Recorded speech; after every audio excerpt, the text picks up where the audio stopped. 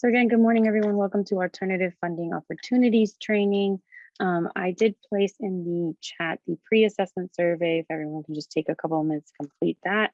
And I'm also placing in the chat the training materials, which include the agenda and the presentation in both slide mode and also handout mode for your reference. My name is Elizabeth Rosa, but I am listed in the participants as First Pick Trainings. Feel free to direct message me if you need anything. Oh, I think I sent that direct message.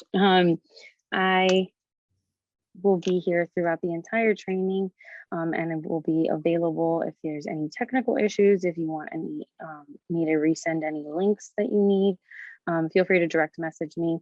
But without further ado, I pass it over to our wonderful trainer, Lorna Fogg. Hi, everybody. It's supposed to actually be Lorna Fogg and Robin Thorne. Robin is on site with a client this week that came up unexpectedly. So it's just me. But anyhow, Robin may pop in later on. And but if not, I'm quite prepared to give the training on my own. We will plan on, since we mostly have Pacific and Mountain Time people on the call, we will plan on having a break in about an hour and a half or so at a good spot. And then we will have a lunch break at noon Pacific time or so. And it'll be for about an hour, depending on where we're at with the schedule. So we will have plenty of time to kind of catch up on things with this training. So just letting you know, if you're trying to get a few things accomplished while you're attending the training, there should be some time there.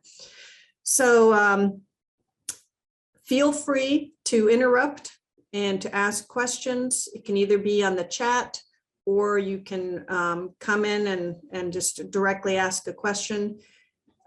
Usually we do our trainings in front of people and we see everybody's smiling faces, and it's a little bit easier to kind of get some feedback, and the sessions are usually better with questions, because if you have a question, chances are somebody else might have that same question.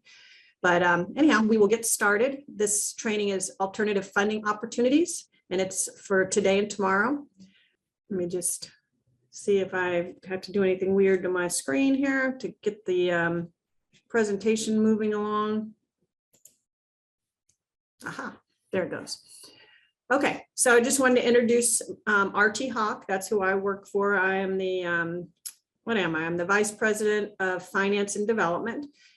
We are a company that's owned 100% by Wilbur Red Tomahawk. He's lives on the Standing Rock Sioux Reservation in North Dakota. We are tribally chartered through the Standing Rock Sioux tribe. We work in finance, specializing in low-income housing tax credits, but also supplemental programs. So a lot of these programs that we're talking about, we also have extensive experience in. We also have a management arm, which is what Robin's side of the company does. She works on best practices with managing the compliance nuances of all these programs. And we have a lot of people that work at our company with a lot of experience. So if you have questions, and for some reason we can't answer your questions, or I should say because I'm the only one on here at the moment, I can't answer your questions, I'll be sure to get back to you with either the people that I work with or other people that we know in the industry that are good friends and all working toward the same goals of helping along there. So whenever we talk about financing, and rather than just jumping right into all of the programs, and that probably wouldn't take 2 days, but we try and get your ideas flowing, and we kind of start out with this idea of who are we trying to house, because if we don't know who we are trying to house and what we are trying to accomplish, then all of these programs, some of them will work for some, but you kind of got to get what it is you need defined, and then work into how you're going to get those items financed. I did notice that we have a lot of people from California, Arizona, and I think New Mexico. I did try and put some of these slides more on the Arizona and California types of financing, but it should be pretty much the same for all of you. And we can get into, if we have more time, we can get into other programs as well. But anyhow, so when we're looking at who you want to house, we want to think about what population you need to serve. And chances are all of these populations are just as important as, each one is just as important. And everybody's going to say, yeah, I need elder housing. I need housing for my large families. When we talk about new households, we're talking about, the families that are living together and people are starting to age out and want to form their own household. Usually what ends up happening is they end up in overcrowded situations because there's nowhere for them to go. So do you have a lot of people like that need housing? Your veterans, disabled, perhaps they were disabled when they moved into your units, or perhaps they've aged in place and ended up with some disabilities, and they're living in a place that isn't really adequate for them. Handicap ramps and so forth need to be added. Student housing, that's usually not something that every tribe has to deal with. It just depends on if you have a tribal college nearby and whether or not you're having difficulty in the students that are wanting to come to that college. Homeowners, that's pretty much a no-brainer there. Renters, of course. A new thing that has come up that we've seen a lot of is supportive housing. And I have a couple of slides on that just to kind of give you ideas of what that might mean. Homeless tribes, if you have housing that's overcrowded, that can be considered homeless as well, or people that are moving from one unit to another unit but don't really have their own place, that would be considered homeless. Or people just living out in their cars or on the streets would also be considered, the more traditional homeless. And then you've got your different income limits for your population. And while most of these programs will be serving low or moderate incomes, you still have people with higher incomes that are struggling to get a place of their own, either through home ownership or renting. So we can't forget about those people as well. And maybe there's some things that we can do with some of these other programs that could help those higher income people. So just a few slides about supportive housing, just to introduce this program to you. And one of the reasons is because there's actually quite a bit of money out there, especially in California and some of the other states as well, where they are really encouraging supportive housing. I think New Mexico also has some supportive housing, either dollars or at least some incentives to develop this type of housing. So when we think of supportive housing, it's basically outcome driven and a more humane solution to ending homelessness. So what they're trying to do is they are putting together subsidized housing with supportive services. So that would be, more than just the basic supportive housing services that you find, which would be like financial counseling. This would be, drug counseling, mental health counseling, really hard to serve people and giving them the tools that they need to deal with their struggles. And so it's permanent housing. So you're not moving them in to try and move them back out. It is to where you're only collecting 30% of their income, which is normal on, especially when you're dealing with NAHASDA, but that would be definitely something you'd need to think about in the permanent supportive housing. And you want them to be independent as possible. So they would be the leaseholder, even though you may have some policies in your other housing to where these people would not qualify. They would not be prohibited from going into the permanent supportive housing. So people that have dependency issues, mental health issues, people that have gotten kicked out of other housing because of their behavior, and the ones that are constantly, you know, the police or, you know, medical personnel are always having to go out to their house. Those are the people that you would serve in this type of housing. And so what happens here is it helps not only the person that is getting the supportive housing, but it also helps the people that were originally trying to help them in their housing. So if grandma has somebody that's been, you know, bouncing around and has addiction issues, you know, grandma could get kicked out of her house if they're doing meth inside of her house. So it helps grandma so she doesn't have to deal with that, but it also helps the person get the help that they need by getting the housing. It also reduces the use of institutional services because everything is there, and it's more of an incentive. You know, you're not you're having a place for people to live, but they have certain things that they have to do as well to stay there. Doesn't mean that they get kicked out for every little thing, but they do have certain things that they must do. And that'll be your program that you put together and see how that works.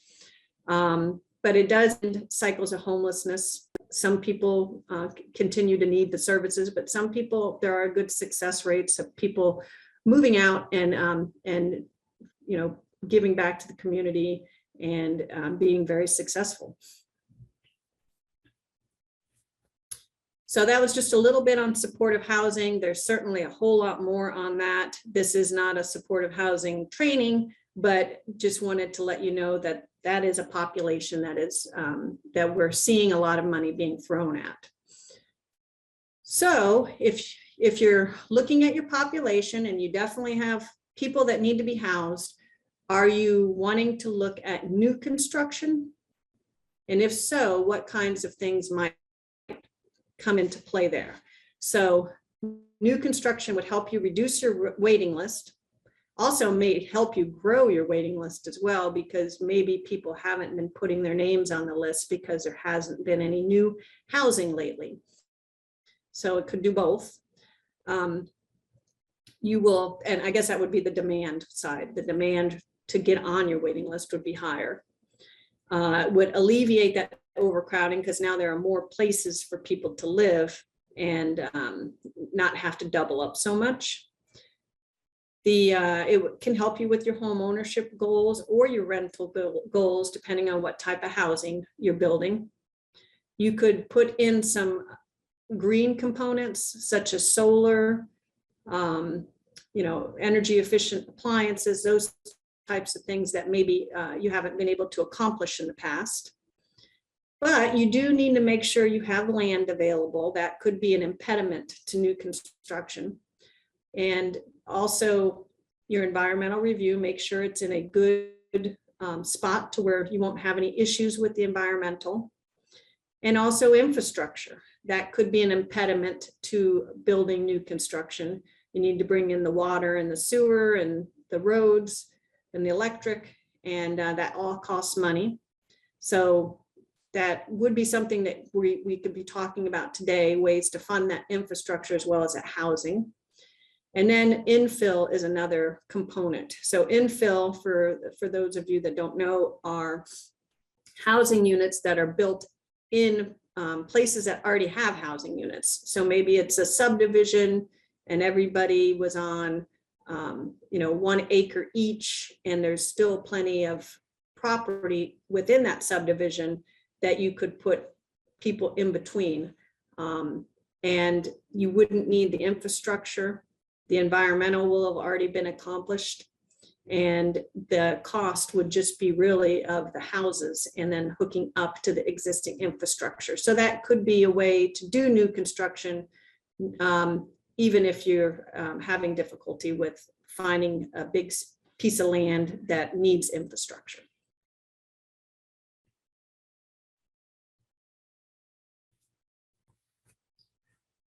The next one would be your existing housing.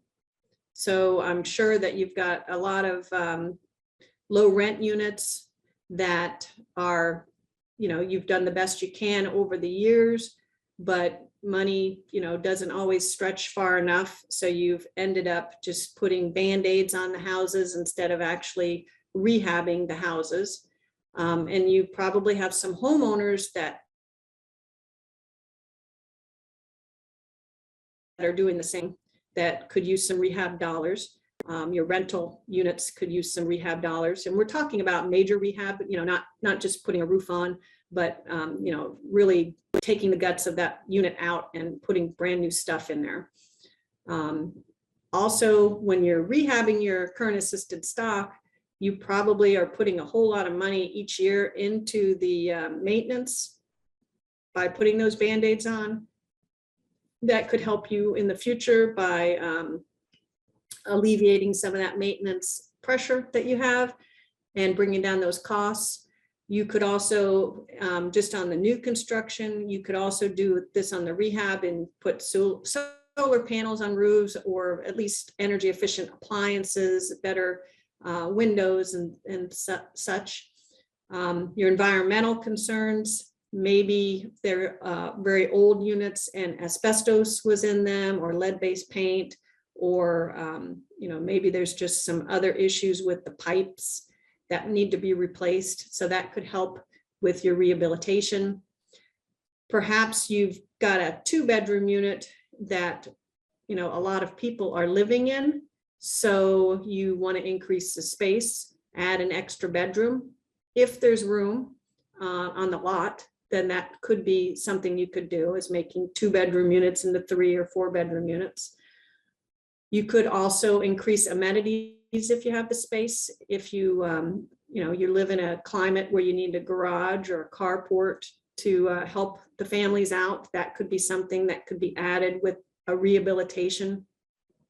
And then accessibility, just as we talked about the population needing, maybe they moved into the unit before they had issues with their ability to get around, and now they could really use a wheelchair ramp or better cabinets to where they can get around better in their house if they become disabled. So you can also address that with your rehabilitation.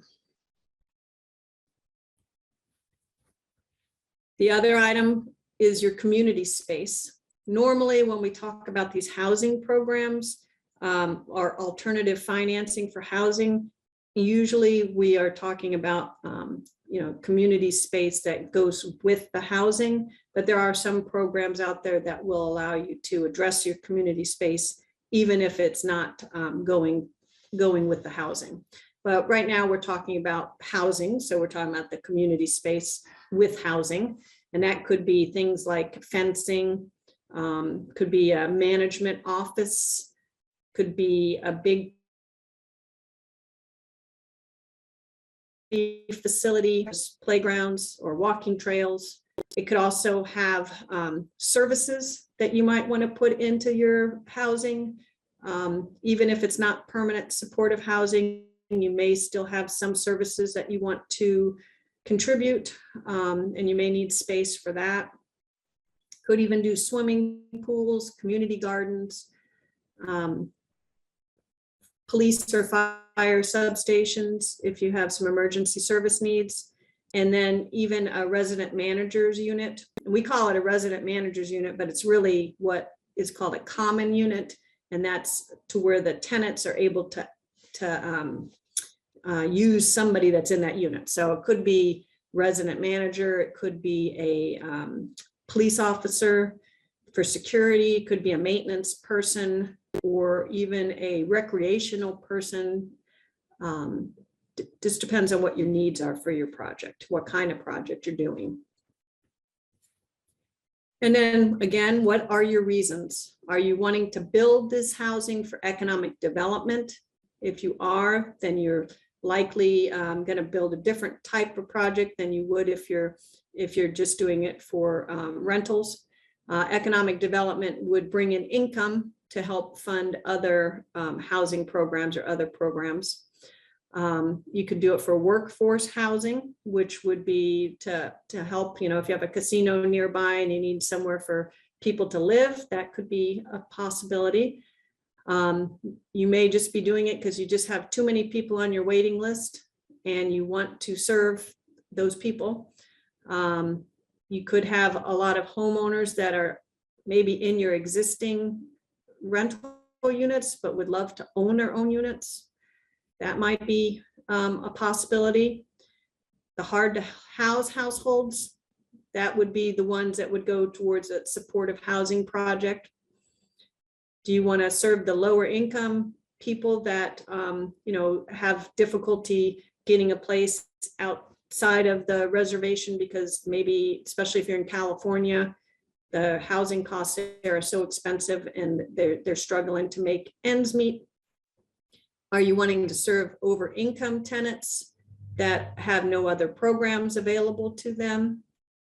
Do you have some units or vacant buildings that are not being used? Perhaps it was an old school or an old hospital or something like that, or an old tribal building that's just no longer being used, and you want to use that building, or all of the above, or even other reasons that you may have. Just kind of think about those reasons, and that helps you determine your path forward.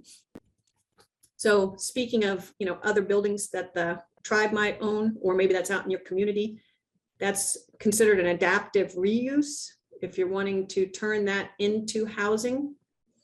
And it has lots of benefits. It removes the blight. You have existing infrastructure in there, so you're able to, you know, might have to update some of it, but it's for the most part in there. Usually it's lower construction costs, and there also may be some historic benefits to where you know, you could tap into historic tax credits or historic financing, but you would also have to preserve those historic features, but that could be pretty interesting. Here's an example of, I just got it off the internet, but it's a place in Massachusetts that was an old courthouse, and they changed that building into rental units, and they were able to incorporate some of the old columns and everything inside, and it looks pretty nice. But that can be done. It doesn't have to be quite as fancy. It can be done with lots of different things. It can be done with hotel rooms. If you wanted to buy a hotel and convert that into rental housing, there's all sorts of different buildings that can be used. Then we have mixed income versus mixed use. So mixed income is exactly what it says. It's for people of different income levels. So that could be, you know, market rate units, as well as people that are very, very low income, moderate income, extremely low income. That would be mixed income. And then mixed use would be having a building or set of buildings for more than one purpose. So you can combine different things with residential. So office, commercial, industrial. And you could have a new town center if you have a walkable community and jobs provided. And it's usually mixed income.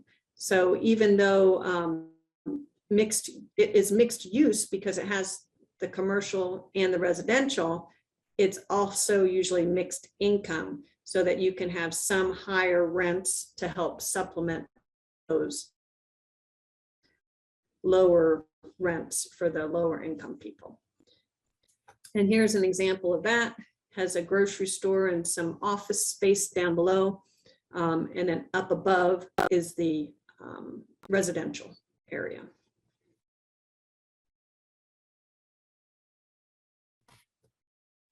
So once you kind of figure out who it is you're wanting to build for, what kind of building, new construction or rehab, and also, what your goal is for building these units, then you can talk about or discover some of the financing programs.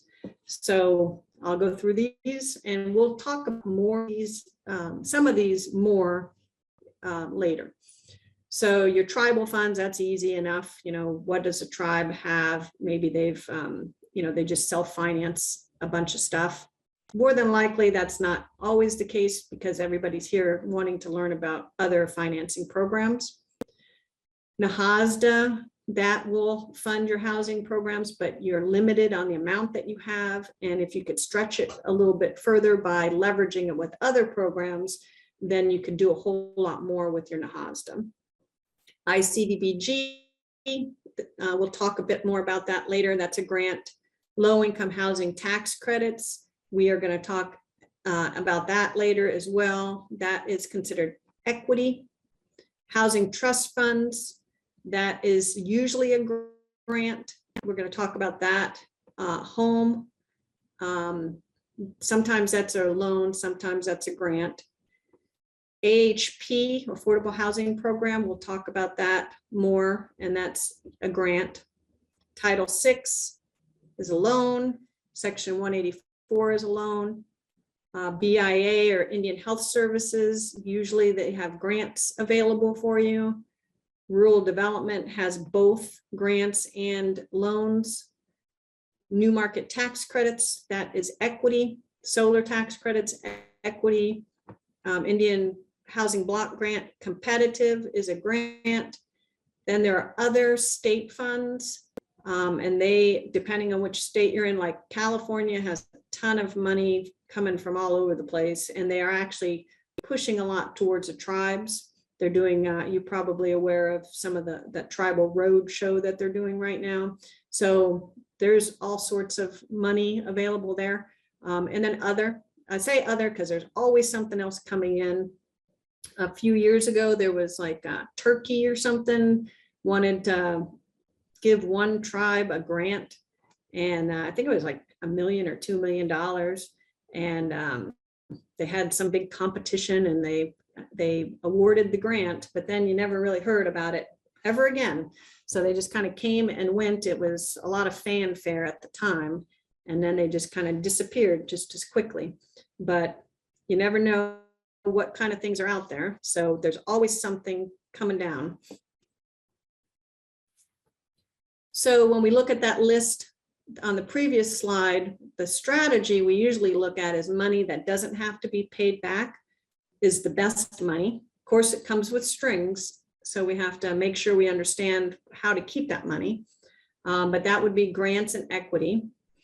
Also, we have to look at the funding that's actually available because some programs may be around, but they either have given up all of their funding early in the year, maybe it's a fiscal year and that's already gone, or it's a program that hasn't yet been reestablished. It's still there, but they've spent it all and they got to wait for the next round to come in.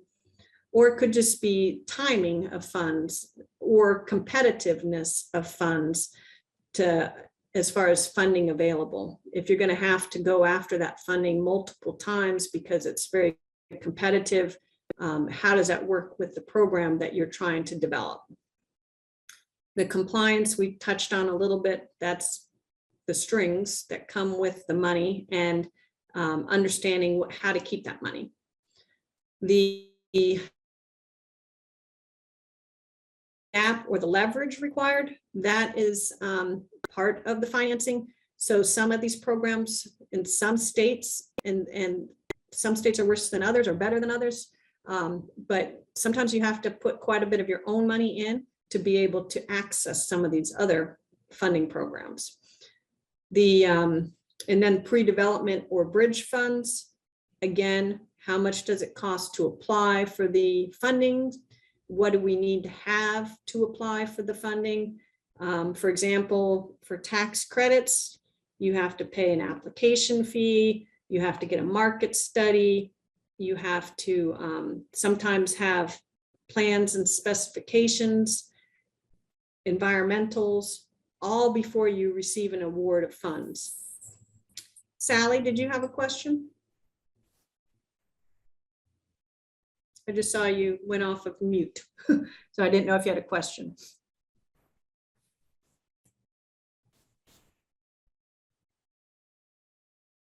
Okay, I'll wait. And if you do have a question, you certainly can ask it. But so knowing how much you're going to have to put into the program is important. And if you do receive an award of funds, example on tax credits, you have to still spend a significant amount of money after the award to get to the closing to where you can actually get the funding from the investor. We'll talk more about that, but just understanding how that money comes to you. If you're able to get pre-development money from other programs, that is very helpful. And then the economies of scale is also impacts your financing strategy.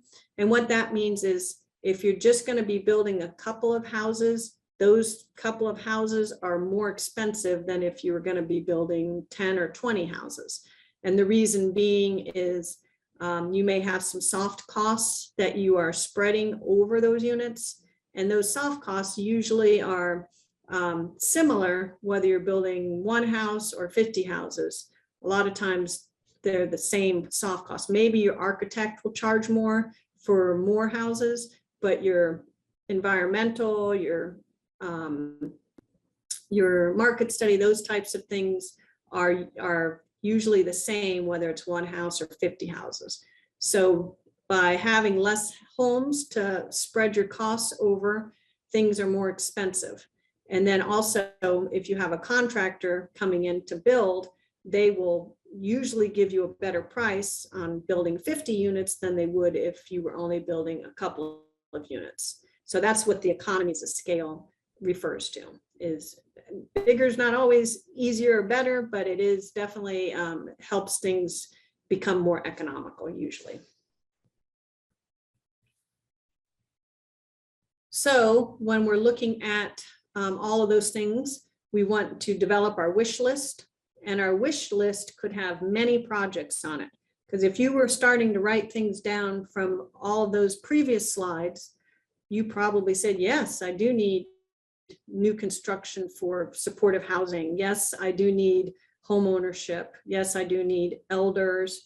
I do need to help with some rehabbing and making things more accessible and more energy efficient. So you probably have a ton of projects that you need, not just one project. So you work on that whole wish list. It's kind of like throwing things up against a wall and seeing what sticks.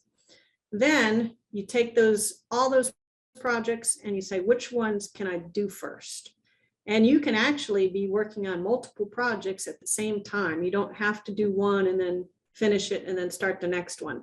So how do we prioritize the projects?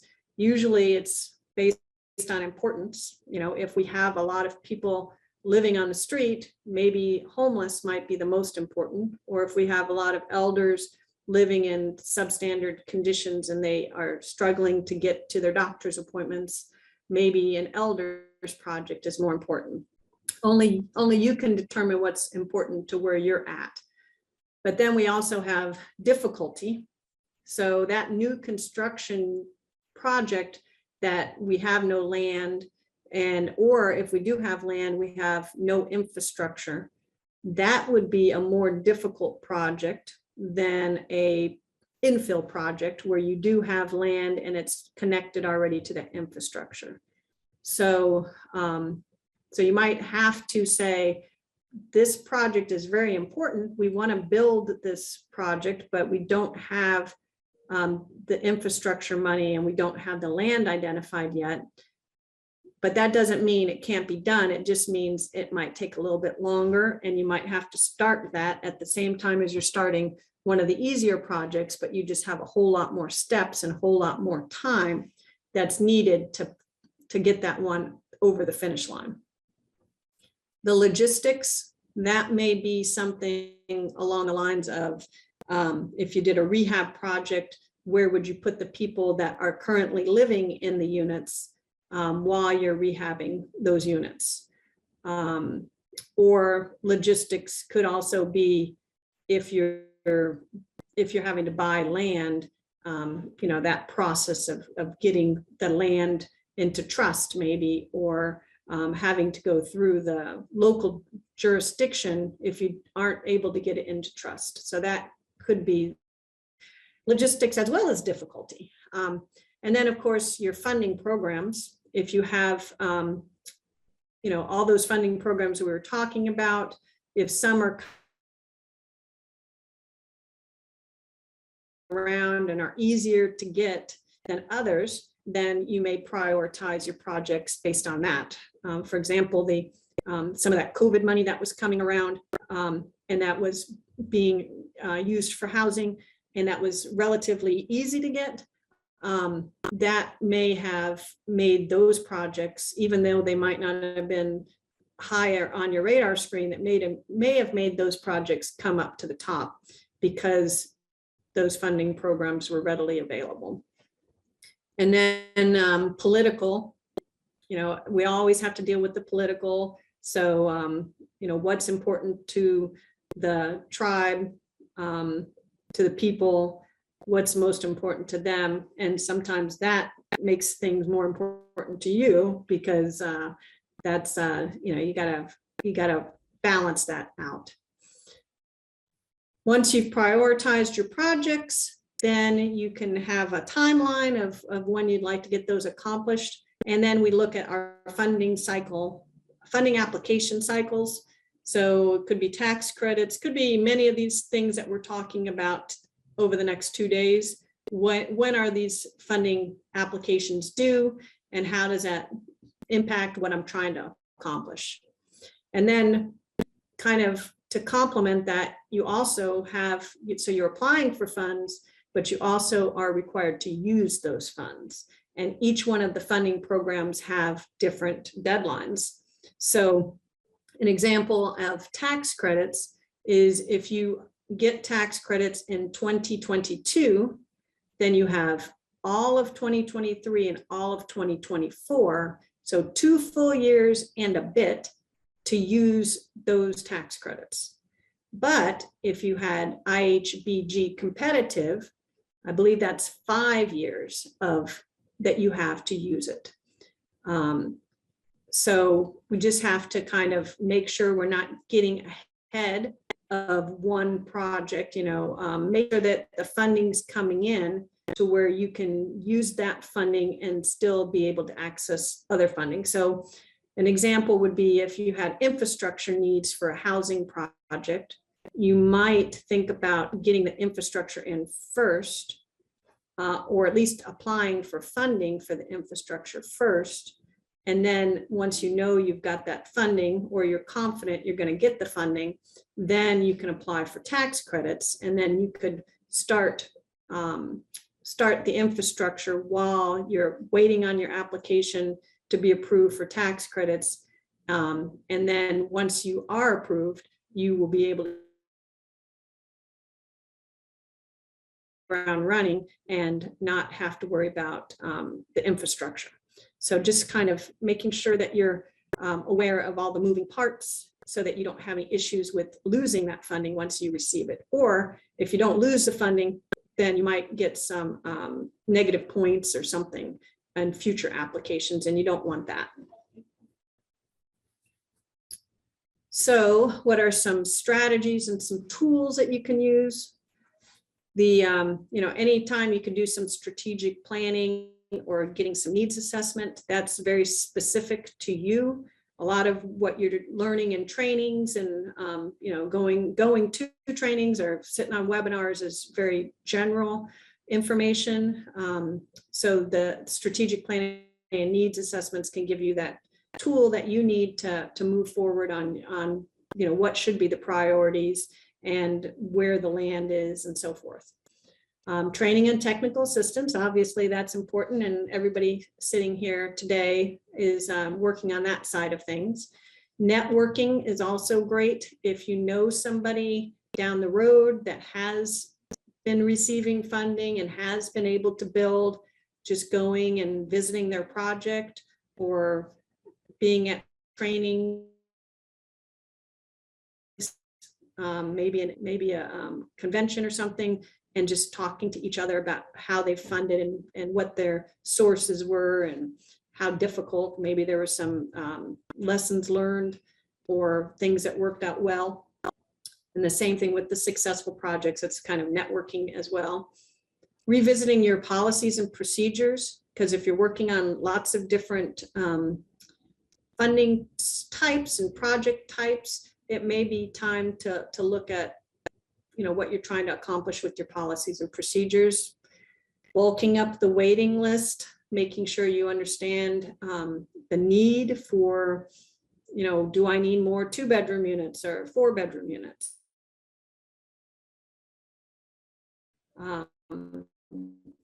If people haven't been because they're worried about time, maybe if they knew you were building something, they would come out and give for, the people on the list.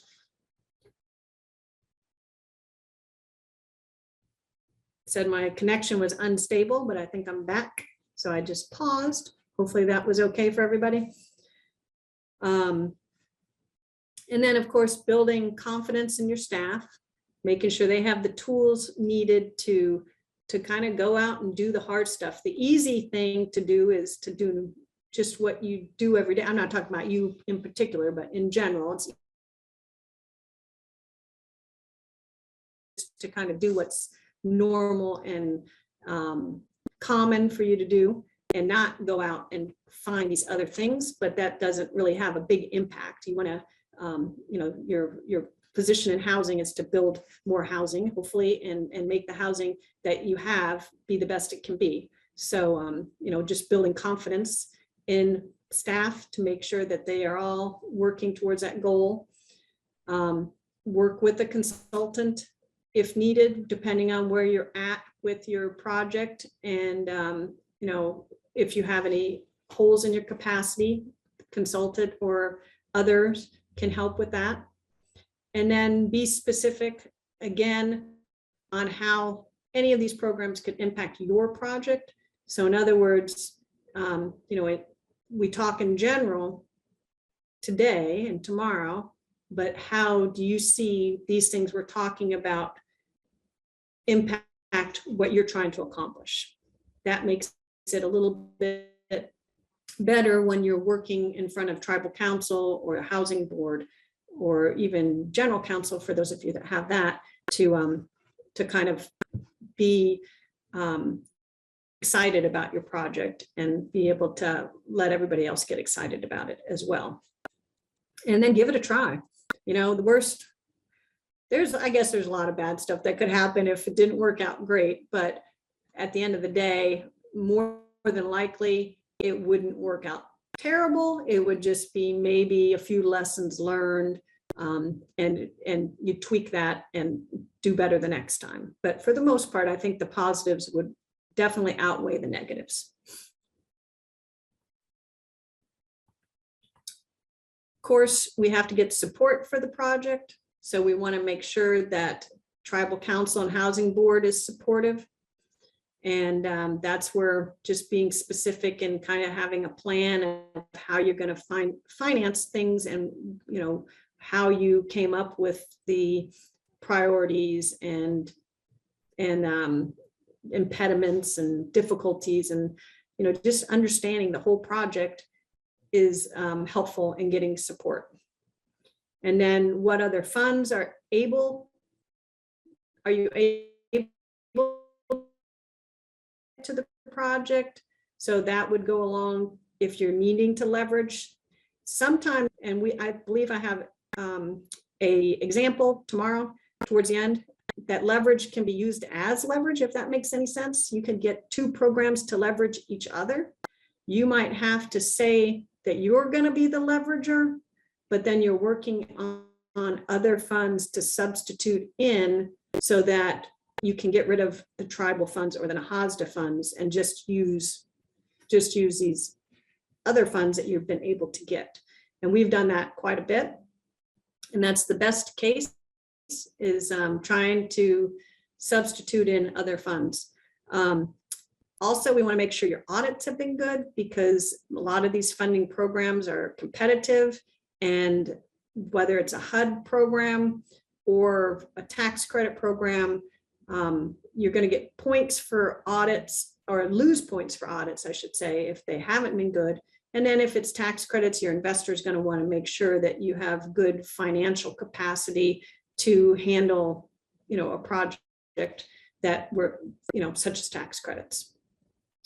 Training, some of the funding programs will require some training, but it's also a good idea to get training for the project so that you can hit the ground running and make sure that you stay in compliance. We like to see that essential staff is included in the project planning, and that would be, for example, your maintenance staff, your occupancy staff, your finance staff, and even resident services. The reason for that is if we're gonna, if we just look at the waiting list and we say, oh, let's all build all 2 or 3 bedroom units, maybe your occupancy staff would say that we've seen a whole lot of overcrowding and we really need bigger units, and move some of the people that are in the overcrowded situation out. They're not on the waiting list, but they could be relocated into something a bit bigger. They just know what's going on inside the units. So that could be a helpful person. And then the maintenance people might say, we know you get points for having a dishwasher, but we don't want a dishwasher in our project if we can avoid it at all costs, because of, kids like to sit on the dishwasher, whatever that thing is, thing that comes down, or they like to play in their dishwasher racks or something, and we're constantly putting new dishwashers in. So the maintenance guy might, we might still have to do the dishwashers, but at least we could understand what their perspectives are. And then, of course, the finance person, because we're dealing with money, would be a good idea to have them involved. And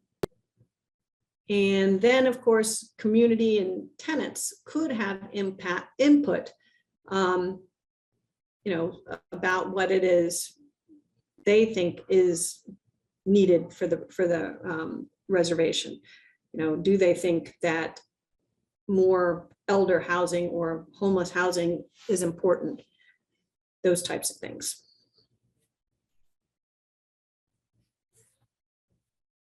Once you are ready to kind of start thinking about your project, again, we need to make sure we're understanding what our budget is. So we have to include not only hard costs, which is kind of what we're thinking of as far as bricks and sticks, but we also need to be looking at, are we going to have to pay an architect? Do we need other things such as market studies? What about the environmental? If we're rehabbing a project, should we bring somebody in to do a capital needs assessment? Those types of things. And most of these funding programs will allow you to include not only your hard costs, but your soft costs as part of your funding application. Sometimes we're limited in how much we can put into our funding application. And also sometimes we are limited on how, if there's sunk costs, like if we've already paid for the environmental, we may not be able to include that cost in our application. And when we're looking at the real budget, we need to understand things change, especially now things have changed. So we may have just built something. We used to say, what have you built lately and how much did that cost? And let's add a little something to it, because it probably cost a little bit more than it did 3 years ago. But now with with COVID, contractors, the inflation, supply chain issues, all of those things, it's been very difficult to determine what the costs are. So, you know, we just have to do our best in figuring it out. We've seen costs all over the board, but pretty much I would say more than 100, you can't go more than 100%, but if I could, I'd say more than 100% have been higher costs than anticipated, because your construction costs are kind of, you're looking at them maybe in November, and you're not starting to build until June of the following year. And things change rapidly in this environment. And you know, I heard recently lumber prices were coming down, but I haven't seen an overall decrease in construction. It's been steadily rising. So we talked a little bit about this, making sure we have our goals and our timelines. We said, what are the deadlines for applying? But we also have to look at your deadline for using the funds, and keep in mind that we've got weather. So depending on where you're at, I think this webinar, we're probably in pretty good shape weather-wise, because mostly Arizona, California, New Mexico. But you know, if there's anybody that's in a different area, how does weather impact your construction? So maybe we might have 2 years to build, but if we've only got a few months during each of those years, we really don't have 2 years to build. And then what's your schedule for when you're going to need the funds?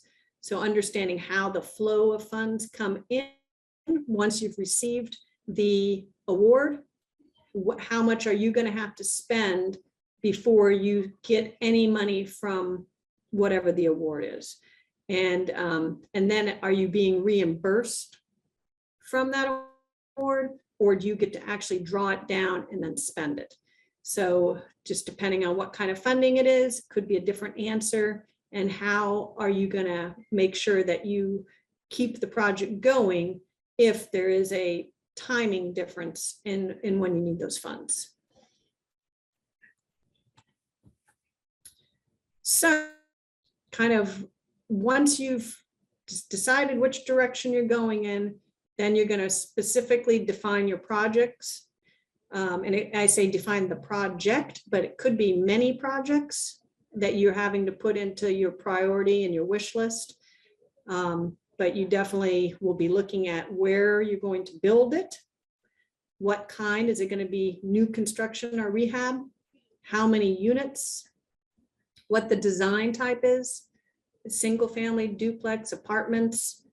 You know, we didn't say it could be mixed use, like we had a slide on, or it could be that adaptive rehab. But what's our design? Are we doing this for rental or home ownership? Or if it's tax credits, it could actually be rental to home ownership. Specifically, we know we're doing, say, 30 units, but how many of those 30 units are going to be 1 bedroom, 2 bedroom, 3 bedroom, or more? And then what are the square footages of each bedroom type? How does that impact with the cost? So, you know, if you're building larger units and costs have gone way up, maybe we have to scale those units down a little bit. What kind of community space are we including? Is that community space required to get the funding, or is it optional based on whatever your needs are? Who are we serving? Are they elders or families or special needs, homeless, veterans? What kind of amenities are we going to have inside the unit as well as outside the unit? So inside could be ceiling fans. You could have washer dryer hookups, or you could have the washer and dryer themselves in there. What type of amenities? Garbage disposals, dishwashers, or they could be the community amenities such as or not community amenities, your exterior amenities such as fencing and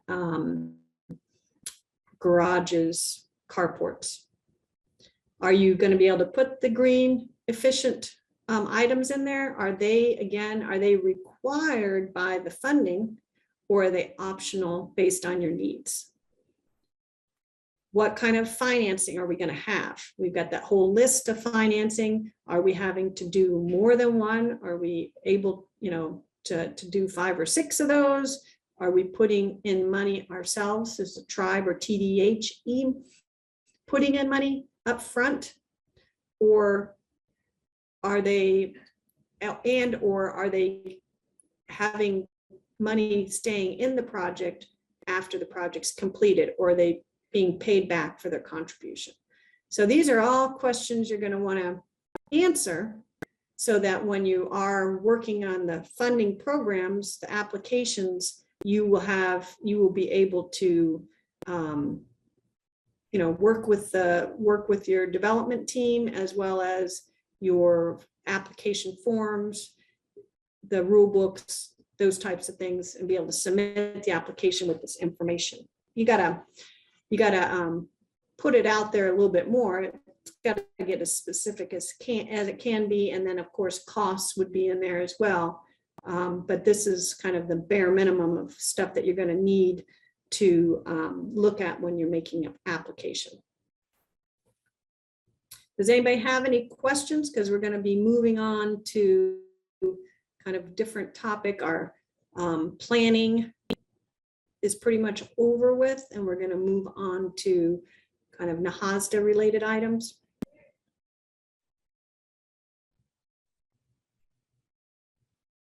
All right, I will say that is a no. Okay, so we mentioned before that we want the waiting list to, it can be a tool. And so we definitely want to use the waiting list.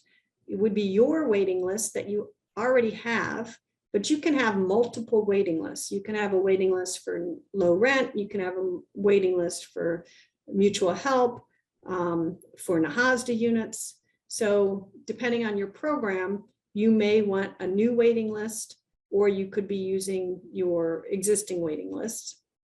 And you, as a TDHE or the tribe, would be able to determine your preference order, how people are going to be getting these units that you're building or rehabbing if they're vacant, and your preference. And I know most of you already know all this stuff, but it's just kind of recapping on the planning and putting new programs out. So, preference can be based on many things: tribal enrollment, when they apply, the ability to pay rent could be one of them, especially if you're building, mixed income or those types of housing projects. Could be their rental history, could be one. We've seen incentives for people that are living in existing housing that are doing a really good job of paying their rent and taking care of their unit, moving into a new unit because it's a reward, especially if it's a tax credit unit. We'll see people moving out of rental units into maybe a tax credit unit that's going to be an eventual home ownership project. So there's ways, depending on what your goals are, to make your waiting list make sense for the project that you're building. If you're building an elder project, of course, they have to be elder, right? So using your waiting list effectively is a good part. The waiting list application. This is usually something that Robin goes into detail about, and she's not on here, so I'm going to go through it. I think I'm talking about stuff that everybody already knows. If you have questions, you can let me know. We can phone a friend, which will be Robin. So anyhow, you have your waiting list application, and you would want to have information about the family characteristics, their gross annual income, where they want to live, and what size their family is, and whether or not they are, not sure whether the family is suitable for participation in housing program.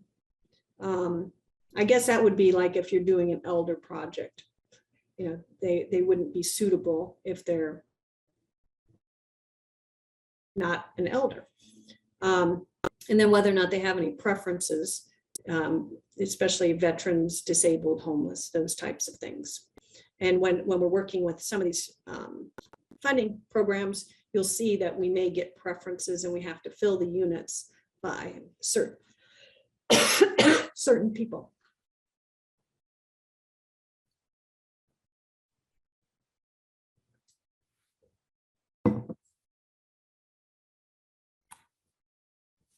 So NAHASDA is a kind of the one funding program that you probably are using the most to help with your housing.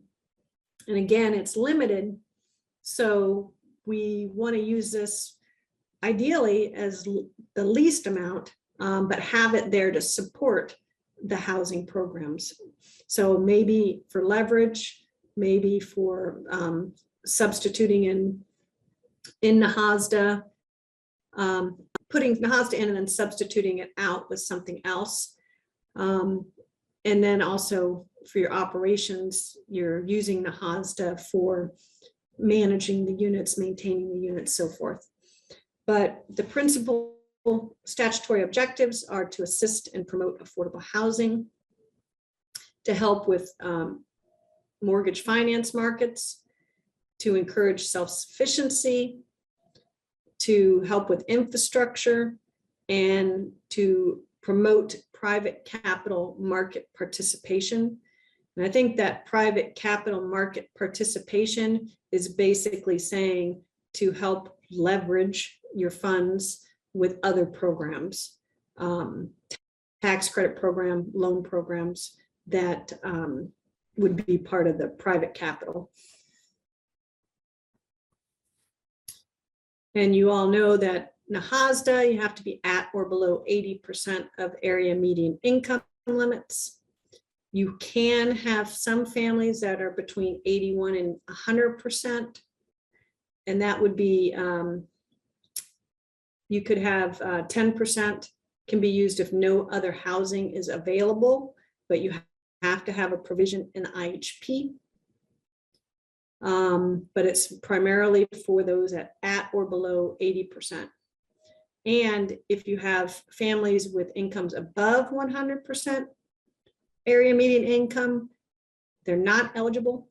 But it says assistance provided to households over 100% of income limit must be approved by HUD. So there must be some loopholes, and I think that would be the essential families or essential services, police, and teachers, nurses, but there's very few that you're able to use that for. So we talked about NAHASDA not being over 80% of area median income, and you can use the area median income, the US median income, and that's also adjusted for family size.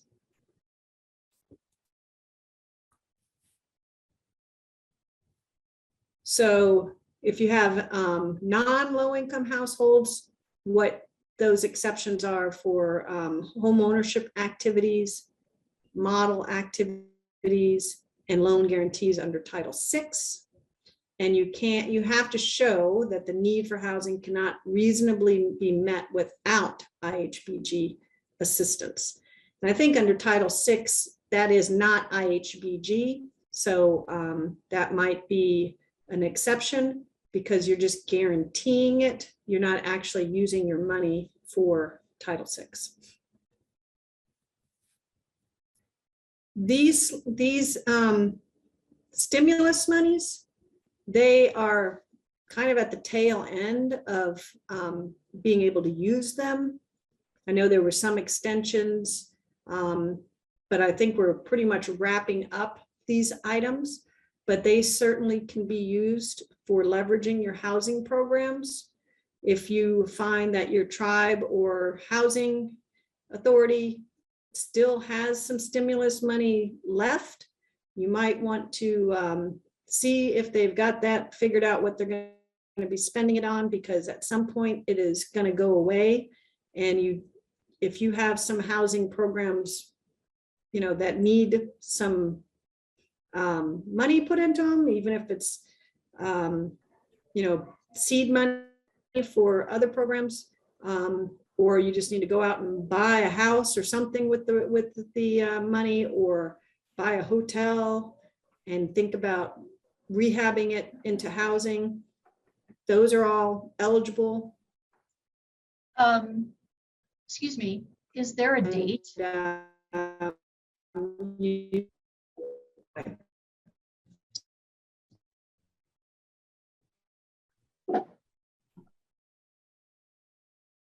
Talking, you're, one second. Okay, either my internet or your internet was unstable. So could you repeat that question? I was just wondering, is there a date when these funds for coronavirus have to be encumbered? There are dates. I don't have those on the top of my head, but I can certainly look at the dates for you and get back to you after a break. That would be great. Thank you. But I think it's either a fiscal year, which is end of September. I believe that's probably the date, because when that's usually what they look at, is the end of the fiscal year. But I will look at the dates. Robin probably had those on the top of her head, because she is our vice president of asset management and training, and she also does a lot of the legislative stuff when she goes to like the NAHC legislative conferences. She works a lot in the helping with preparing some of the going in front of the senators and stuff. So she probably has all that information. If not, I'll look it up.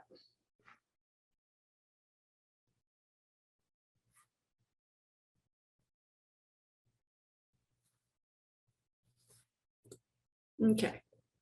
But with some of these stimulus monies, we're kind of looking at what the tribes received, what housing may have received, what there were state agencies that received money.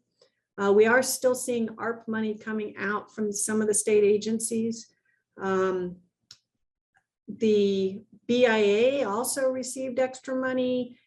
IHS also received extra money. So there are other governmental entities that are out there with extra money. So even if you're looking at your housing and the tribe doesn't have any left, you should certainly reach out to those other types of, BIA, IHS, see if they can help you at all with your projects. Because I don't know if they have the same deadlines or if they were just given the money, but I know the tribe's money definitely has deadlines. The other thing that we should be looking at whenever we're building units are operational sources. And there's a lot of that out there as well with the stimulus. There was a lot of people that couldn't pay their rents. So they had the voucher programs funded more than usual. And, we've, depending on where you're located, there's, well, first of all, there's the Tribal HUD VASH. So that usually has annual or biannual applications.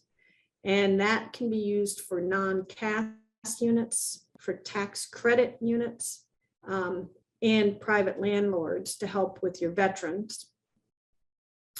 And it's administered, if you're the recipient of the VASH, it's awarded to you, and you are administering it. Maybe there's other people that have VASH money out there, or tribal HUD VASH money, and maybe you are the one. You might not be the one that's received the HUD VASH, but it might benefit you if you have somebody that has a VASH voucher, I guess we'll call it, that, because if Robin was on, she'd be like, don't call it a voucher. I don't know why, but I think she's in on all those trainings, and I think that she's been instructed by HUD not to call it a voucher. But whatever it is, it can be used in your housing project, perhaps, even if their voucher came, or their assistance came from another tribal HUD-VASH program. The other one is Section 8, and that can be project-based or tenant-based. Project-based means there's a housing authority that has given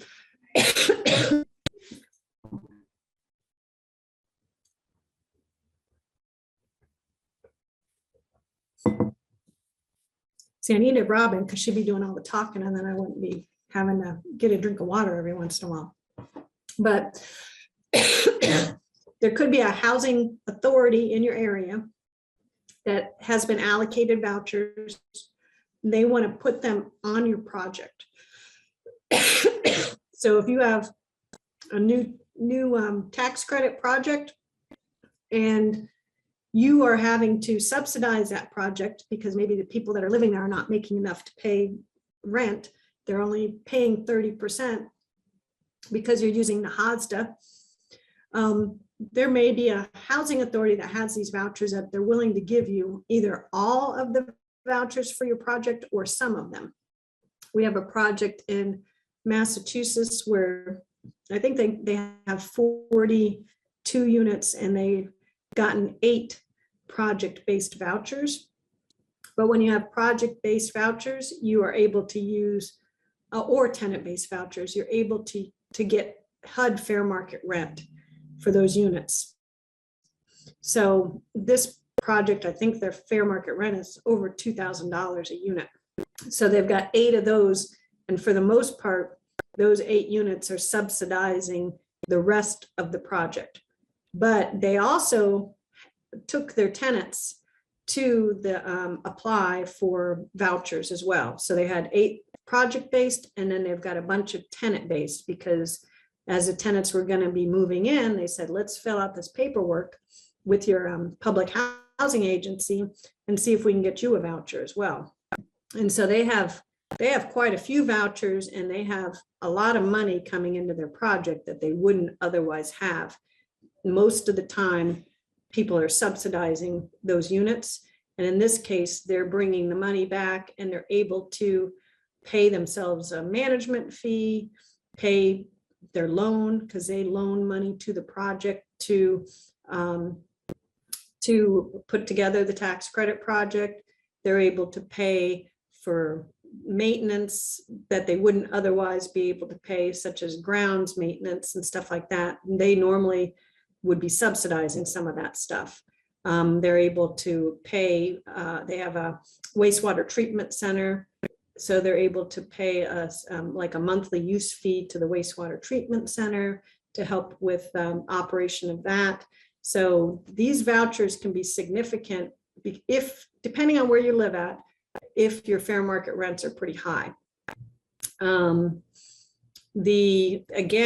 depending on where you're at, there's a lot of these vouchers out there. I think in especially if you're near a big city.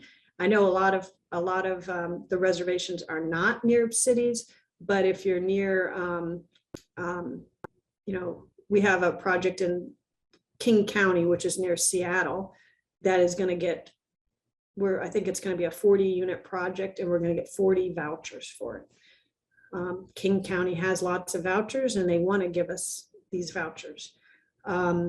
So that helps with your operations, because a lot of times you think, I can build this project. I've got all these sources of funds that I can piece together and get this project built, but then it still needs to operate. And depending on your population that you're serving, that will depend on how much rent you're going to collect. Also, depending on your financing programs, that'll depend on how much rent you're going to collect. So if you're using NAHASDA, you're only collecting 30%.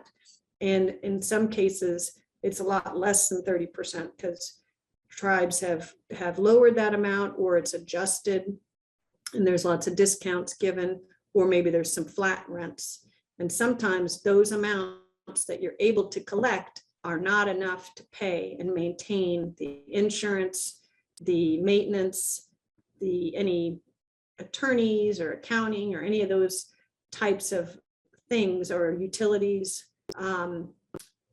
Those may not be, you may have to subsidize that. With these vouchers, that will help. And if you have enough projects that you're subsidizing, that could take a lot of your NAHASDA dollars out, and that might make it to where you're not able to build new housing or afford to subsidize additional new housing.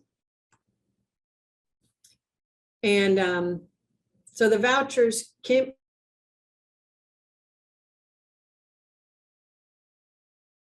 a lot of times you'll go to the housing agents. We can't give you vouchers because you already have the subsidy from your NAHASDA. So they'll say you are ineligible for those. However, you can push back, because the only reason you're ineligible is if you own the project entirely on your own, meaning the tribe owns it, or the housing authority owns it. If you have tax credits, we'll talk about that more in detail, probably tomorrow or later today. But if you have tax credits, you only own a part of that unit, a part of that project. So you are able to use vouchers. You're not what they would call double dipping by having NAHASDA and a voucher. So just be aware that you may think you can do this and then you get pushback, but you can certainly push back as well, depending on your situation.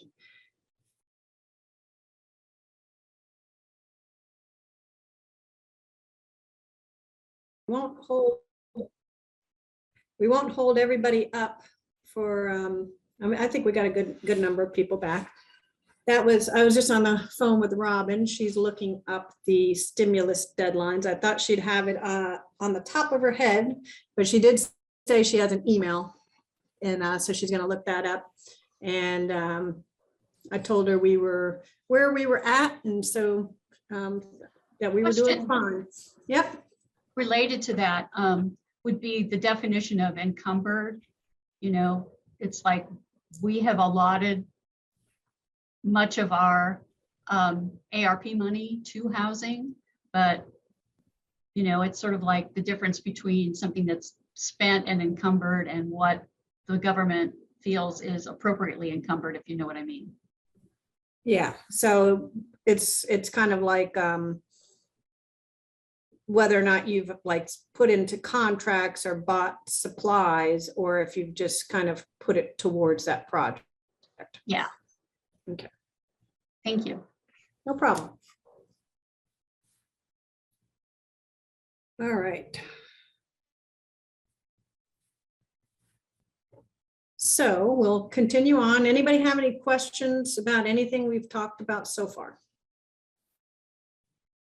Because I imagine what's probably going to happen is I'm going to go through this presentation a lot faster than I would if Robin was on with me, because usually we argue back and forth about things. We bounce things off of each other and stuff like that. And so just with me, I imagine we'll go through quicker, but I don't know. Maybe I'll get hung up on something somewhere and start rambling about it. But we'll just continue and see where we go. So I already talked about this. I got to get back over to this slide. There we go.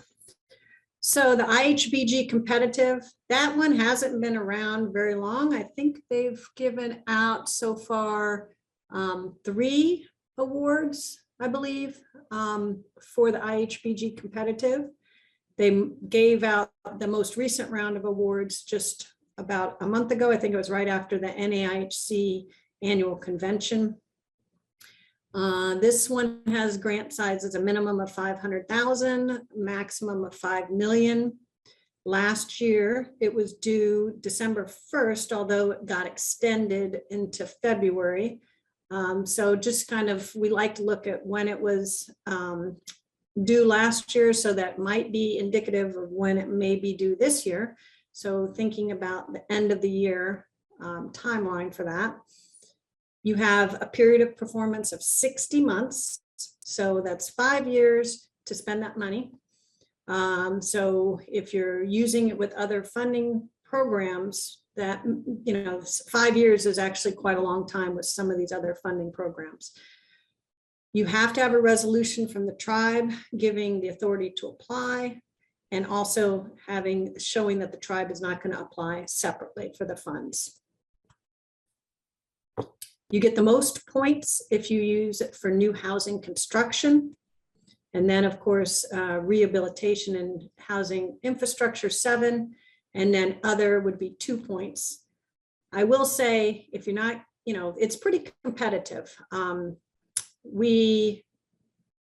didn't look and see what the scoring was this go round, but I'm trying to think. You got to get probably at least 92 to 94 to be awarded. It's very competitive. So if you're not getting those 10 points for new housing construction, you're probably not going to get funded. Maybe you can lose a few for rehab as long as you're perfect in every other. The other thing is, if you have applied for in the last, I think it's 3 years, and if you've received funds, and automatically lose 5 points. So you're going to be starting out at 95 points if you already have an award, and you can't really afford to lose a whole lot more points from there. Otherwise, you may not get funded. The leveraging points, again, these are points, so that means they're optional. But I will say, if you don't get these points, you're probably not going to be funded. You have to be perfect in every other spot, and you may have a chance, but especially if you've lost the 5 points for new or previously unfunded applicants. And when you're talking about leveraging, the leverage goes on the whole amount. So when we're talking, if we're applying $5 million, then the amount that you're going to have to leverage is going to be $1,666,666 or $667 to get the full 5 points.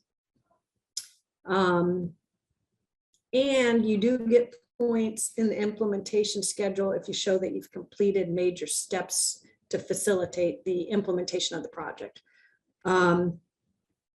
There will be, I'm going to be teaching a grant writing webinar coming up, and we'll be talking a little bit more about kind of the points and those types of things, get a little more specific into the details of actually putting that successful grant application in. That one's going to be in the middle of September, I think September 14th. ICDBG, that one could be either competitive or imminent threat. The competitive ones last year were due October 25th. So it'll probably be around the same time again. They were just awarded right around the same time as the IHBG competitive. It's a little bit lesser amounts depending on where you're located, although the majority of you are in the Southwest. So it really just depends on the population to see how much you are eligible for. And ICDBG can be used for, actually, I think it's on the next slide, so I won't get ahead of myself, but you also have leveraging that you get points for, and it's a similar type of calculation on the leveraging. It's the total amount, not, if it's 4 million and you're doing 25% leverage, it's not 1 million. It's going to be the leverage on top of that 4 million that gets you. I don't have that number in my brain like I do the 5 million, which is 1,666,667. But it's a similar calculation. This one has a period of performance for 60 months, but it could be shorter. You have to have the resolution again, and you also have to address the citizen participation requirements were met. You can use this for rehab, infrastructure, economic development, healthcare, correctional facilities, land acquisition, new construction, only if it's being developed by a community-based development organization, which I don't know why that is. And I think they have talked about making a change there. I think that mirrors what's called the CDBG. It's not ICDBG, it's Community Development Block Grant. And I think they've kind of mirrored it, but it's, in my opinion, it's very silly to be community-based development organization when the housing authorities are used to developing new construction, but that's the way it's been. Hopefully it'll change. And I have heard that they are trying to push for that to change. So you could use ICDBG for new construction as well. But this one pairs really well with tax credits. IHBG competitive, the one we just talked about, also pairs well with tax credits. It can be used on their own. It can be used with other things. And some of these other programs we're talking about, they pair well with them. Again, they have the longer period of performance of 5 years.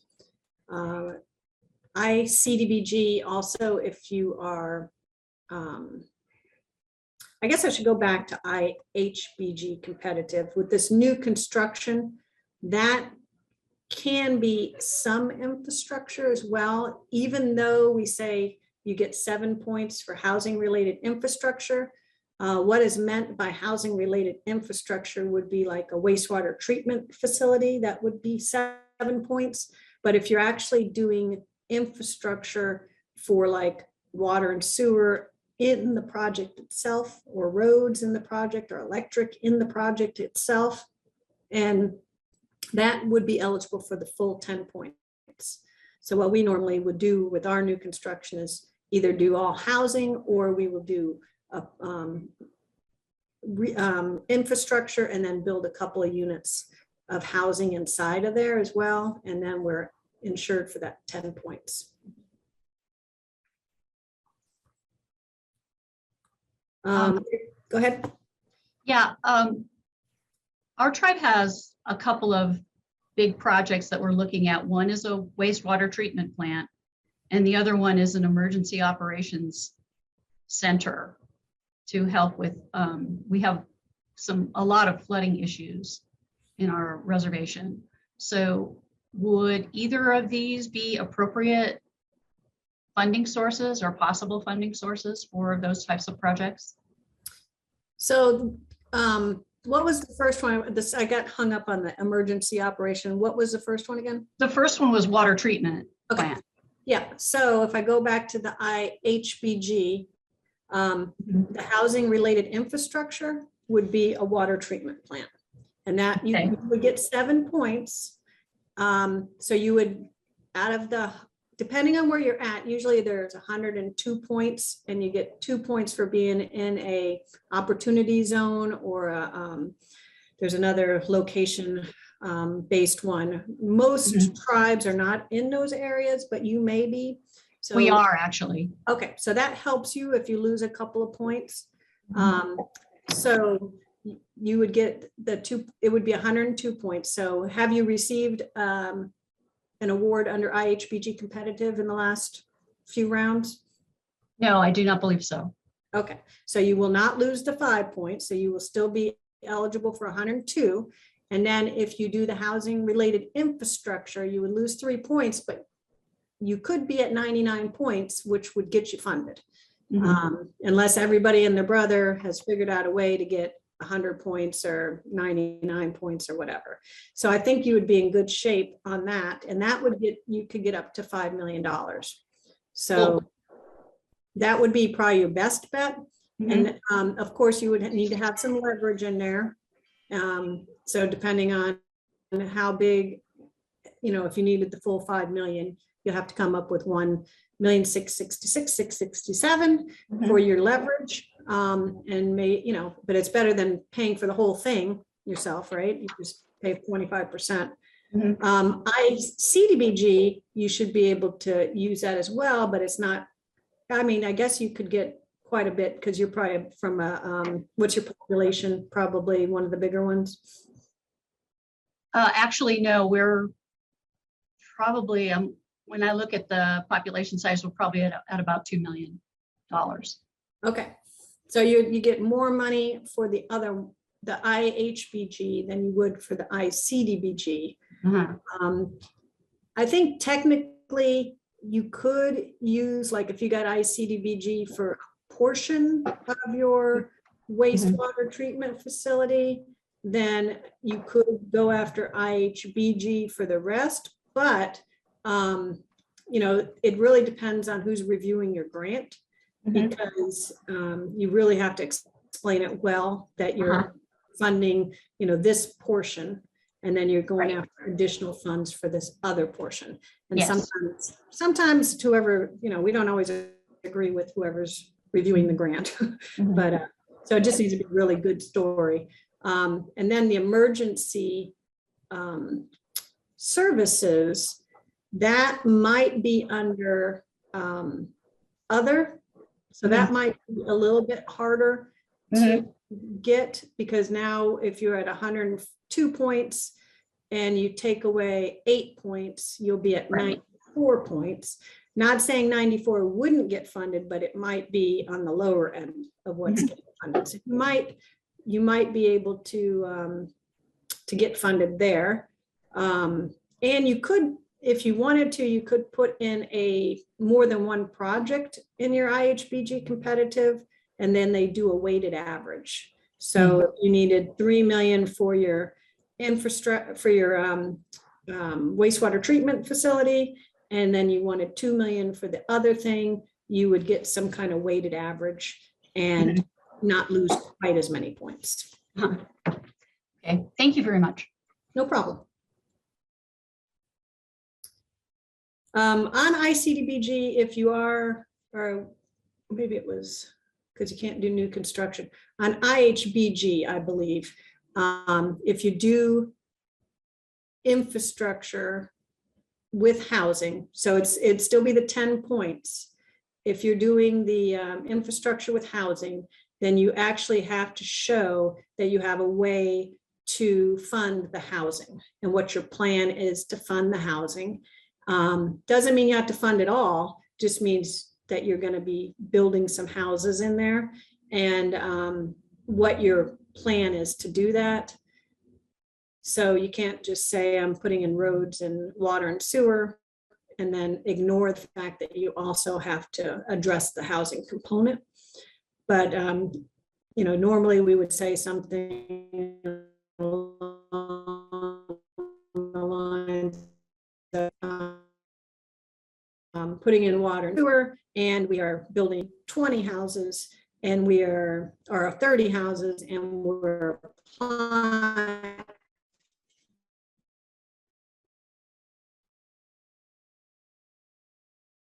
houses, and we're applying, build out the rest of the units or something like that.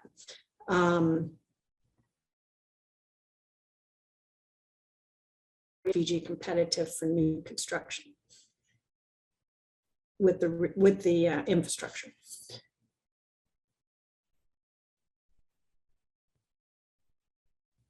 So ICDBG and IHBG tips, these are just pretty much tips for everything that you do, but they submit all of the required forms and attachments in the order that they're listed. You don't want people to have to go find your stuff. People are more apt, the reviewers are more apt to say that you're missing something if it's not easily found in the order that they're expecting it. Excuse me. Ensure that all the forms have matching information. So that's sometimes hard because things change as you're, maybe you started working on it 2 or 3 months out and things have changed. You need to make sure that as things change, they're changed in every document Don't miss anything, because if you have discrepancies, then some of those things they may ask you to clarify, but some of them they may just determine that that you don't have the capacity to do the grant because things are just not matching, and they can't find the information that they need.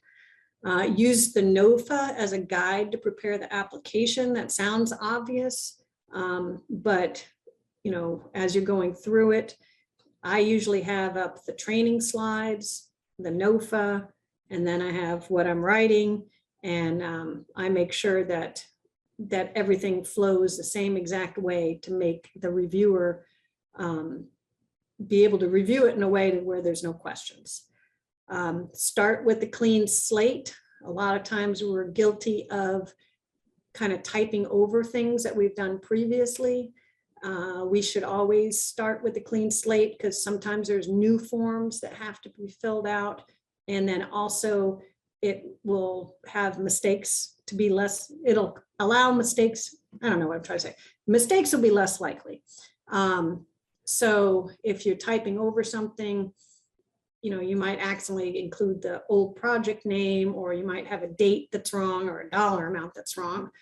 So I usually just have my screen up with, if I'm transferring information, and I don't copy and paste everything, I just read it. If that sounds reasonable, put it back over there, but don't start with that same document. Organize it in an easy to follow manner, again, so that people don't have to ask questions.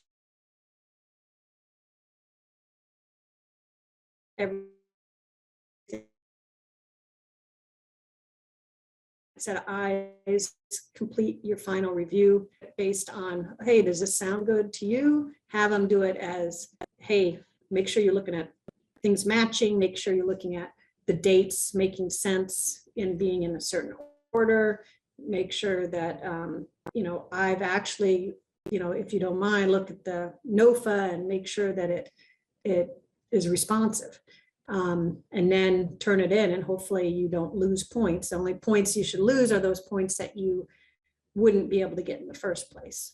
And that would be, if you're doing rehab, you can't get the points for new construction, or if you've had a late audit, you're going to get dinged for points on that. But that's nothing to do with the way you wrote the grant. It's just to do with the way things are, So the next one we're going to talk about is the Affordable Housing Program grant. That is from the Federal Home Loan Bank. This is also a very good program. It can be used with tax credits. It could be used with IHBG competitive. It could be used on its own. It could be used with ICDBG. This is a housing grant. It could be used with just NAHASDA. So there's many ways that this one could be used. That's through the Federal Home Loan Bank, and this map is basically all the Federal Home Loan Bank districts. So I guess it's red. Red is the San Francisco district. Majority of the people on this call would be through the San Francisco district. The green is the Des Moines district. That used to be also include the Seattle district, but they merged. And then the yellow is Topeka. The brown is Dallas. That would be for anybody on here from New Mexico.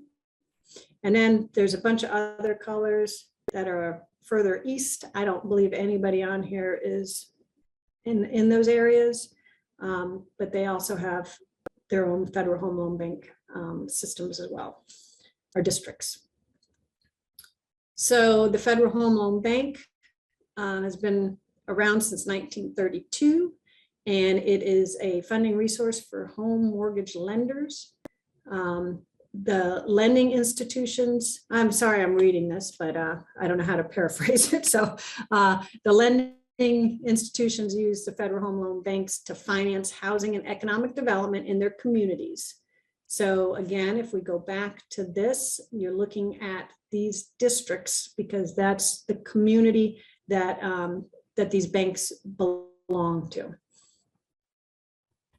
It's regulated by the Federal Housing Finance, and members can include commercial banks, savings and loans, credit unions, insurance companies, and non-depository CDFIs. Now, I don't think I have this on a slide, but it's important to know that when you're working with the Federal Home Loan Bank system, you can work in your district or out of your district. What the key is you have to work with a bank that is in the district. So what we normally do is we say, who do you bank with? And if somebody says, well, I bank with Wells Fargo, we know that Wells Fargo is a member of, they're actually a member of 2 districts. I know for sure they're a member of the Des Moines district, the green. And I think it might be San Francisco, but I'm not 100% sure where they're second. Let's say you're in the Brown area, New Mexico. You're in the Dallas district, but if you bank with Wells Fargo, you could ask for funds from the Des Moines district. If Wells Fargo is not a member of the Dallas district, then you would have to ask for funds from another district.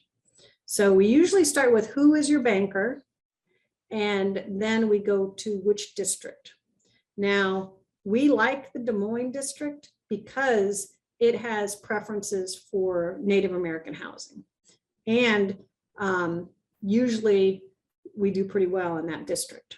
I did notice that San Francisco has added a new category with Native American housing as well. They haven't funded a whole lot of projects in their district, tribal projects, I should say, in their district, but I think that maybe will change with the Native American points, but we'll have to kind of keep an eye on it and see how they do. If you wanted to do a AHP with tax credits, usually you have no problem getting the member bank to sponsor you, because they have to sponsor you and they can only sponsor so many clients at one time. Usually they don't have a problem sponsoring you because all the compliance requirements will go on to your tax credit investor. So the bank won't have to do much at all. If you are not doing a tax credit project, then you have to convince the bank that that's okay, you could still sponsor me, but the compliance requirements go to the bank at that point. So that means they have to make sure that you know, you're still doing what you're supposed to do and stuff like that. And some of the banks don't want that responsibility, and some of the banks will do it. So those are just things to keep in mind, but you can certainly do it with or without the tax credits. And if you have a bank that is out of district, or let's say you have a bank next door, you don't use that bank, but you want them to sponsor you. They could, but a lot of times they're only willing to do that if they have a relationship with you. So it's not 100% of the time, but a lot of times they'll say, you know what, this is not worth my while unless you either have deposits with me or you're going to get a loan from me or something like that. And then the other thing is, if you have a bank that is in the district and they've never done this before, that's another issue that you have to educate the bank on. And usually if you call, you don't know who to talk to because the person that you normally talk to doesn't really understand the program. So what we normally will say is you need to talk to somebody in the community lending or the community lending. Sometimes they'll put you in touch with the wrong person there. They think you want a mortgage, but you don't. Or the, gosh, I know it's on tip of my tongue, but the Community Reinvestment Act, the people that handle the Community Reinvestment Act, the reason that they want to do these Affordable Housing Program grants is it because it helps them in their Community Reinvestment Act obligations.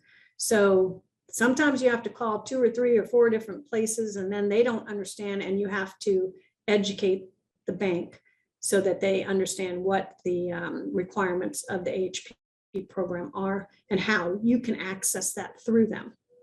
Usually they come around, but there's a whole lot of questions that they ask. So just be aware of that.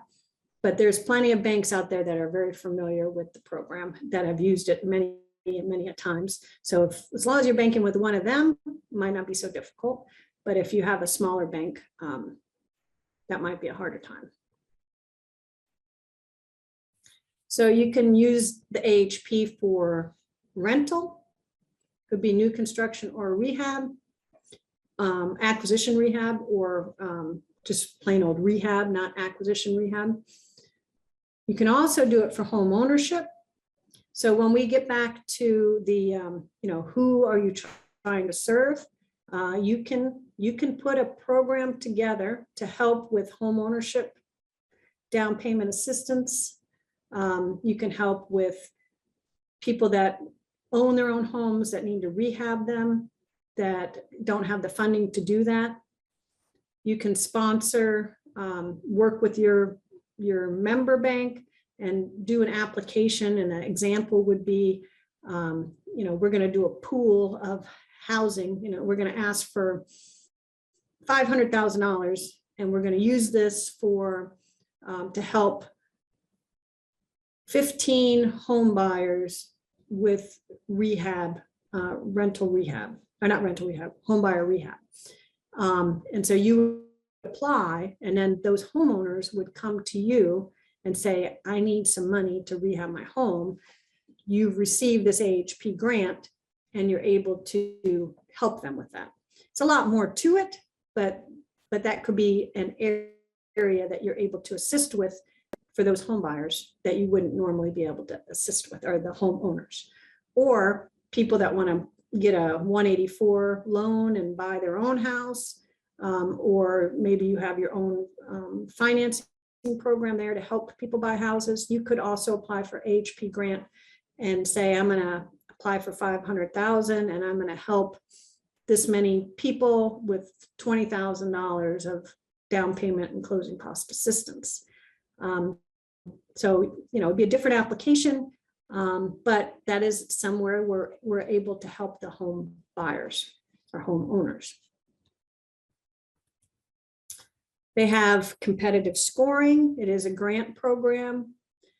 Usually the competitive scoring is on income targeting, special populations, which is a lot of times homeless, or special needs, which would be some kind of disability, could be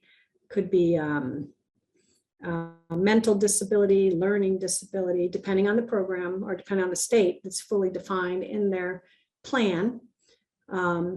Subsidy per unit may be one of the scoring requirements, meaning, the more you ask for per unit, the less points you receive. Some of them have points for small projects. Member participation, that would be that the member bank is also giving you some kind of a loan or a grant to go with it, which is kind of difficult because if you're building on tribal trust land, more than likely the member's not going to want to participate. But some of I think in Des Moines, we don't have that issue because we're able to score points in other areas. Empowerment, they want you to help with financial counseling or budgeting, those types of things. Those are their empowerment programs. And then each district can come up with their own scoring. The first few, income targeting, special populations, those are always the same. And there's actually some other ones I didn't put in there that you guys score on, like nonprofit / governmental entity. You get points for that. But the last few are usually ones that, depending on which district you're in, depend on whether or not those are point items. You can do mixed income with the AHP. So that means you could say you have to have at least a certain amount under 50% of area median income. And then you can do some between 60 and 80, but you could also do some over 100. They're not going to fund that. So you wouldn't do that for a standalone AHP grant.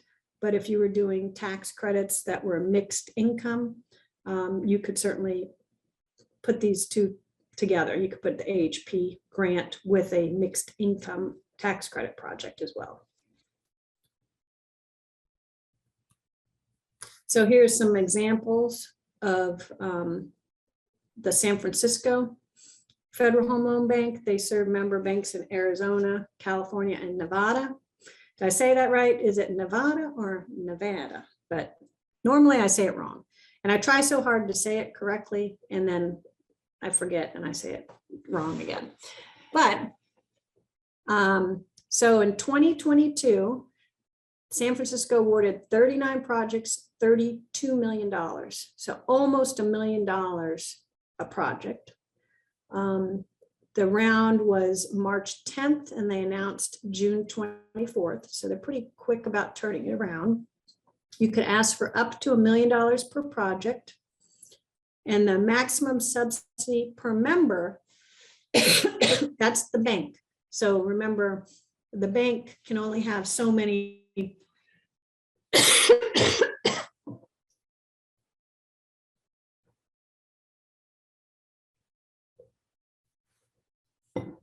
The bank can only have so many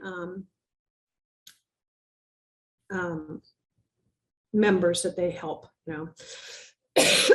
They can, like Wells Fargo can only put in $15 million worth of applications.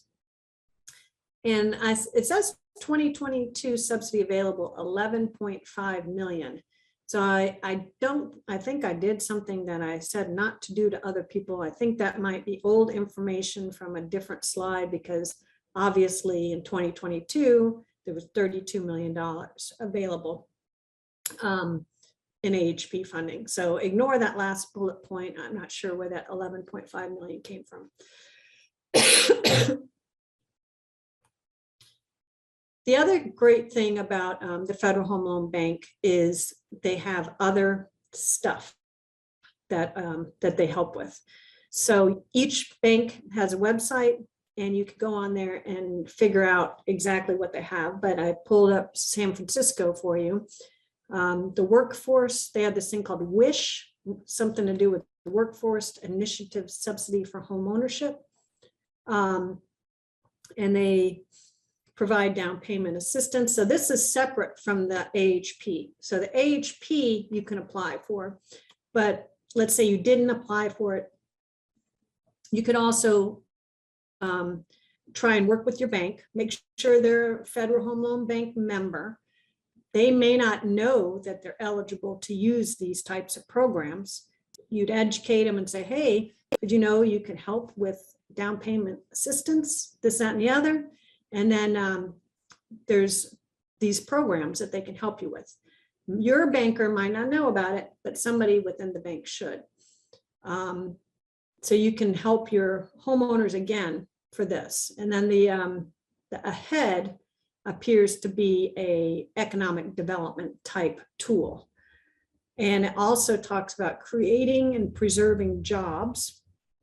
So there may be some money available for perhaps maybe the wastewater treatment center or the emergency response thing.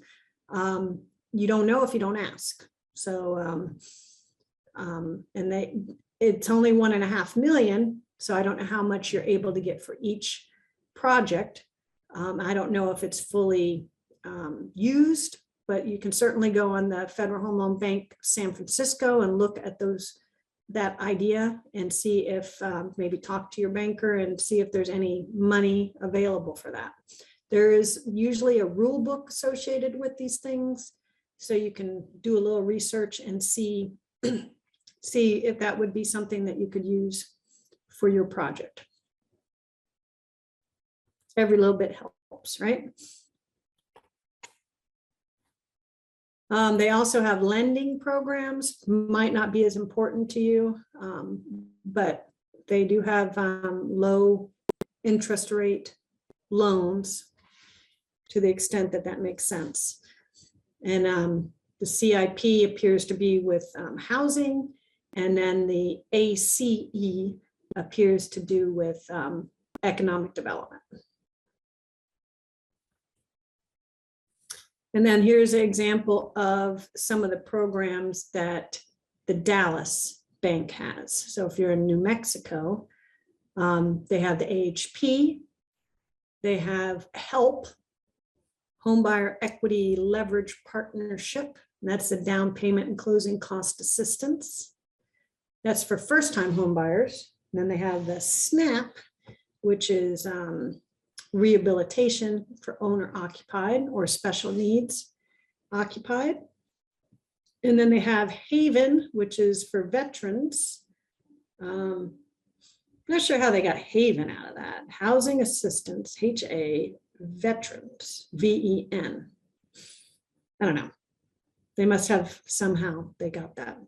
But anyhow, that helps with veterans who became disabled. And they can do some home modifications. They have more. They even have more in Dallas. The Partnership Grant Program, and that's an advance. No, that's a community-based organization with operational needs. So that might help with, some of the subsidizing. I don't know exactly, but that, you might look into that for subsidizing some of your programs. And then these advanced ones are similar to what I mentioned in San Francisco, where they're favorable financing.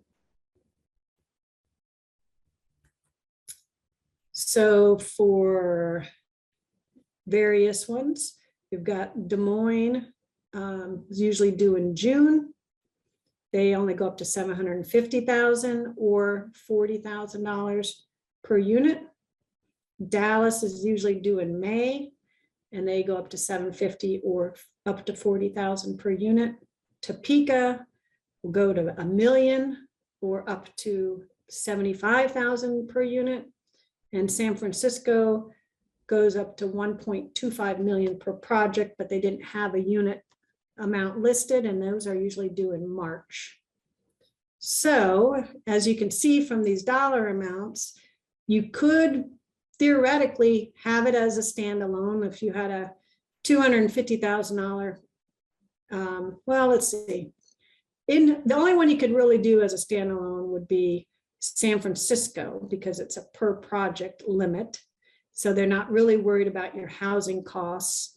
So you could do that as, build 4 houses, maybe, I don't know, and do it by itself. There's no leveraging usually required. The other ones, because they're lower unit limits, you could possibly do it as a standalone for just rehab if you weren't doing a huge rehab at $40,000 a unit or $75,000 per unit. But more than likely, you're going to need some other funding to be able to build a house.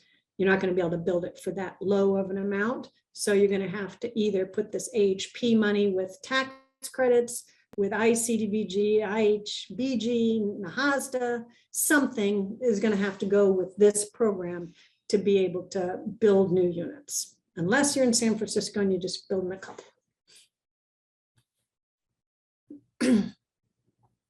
Now we'll move on to housing trust funds.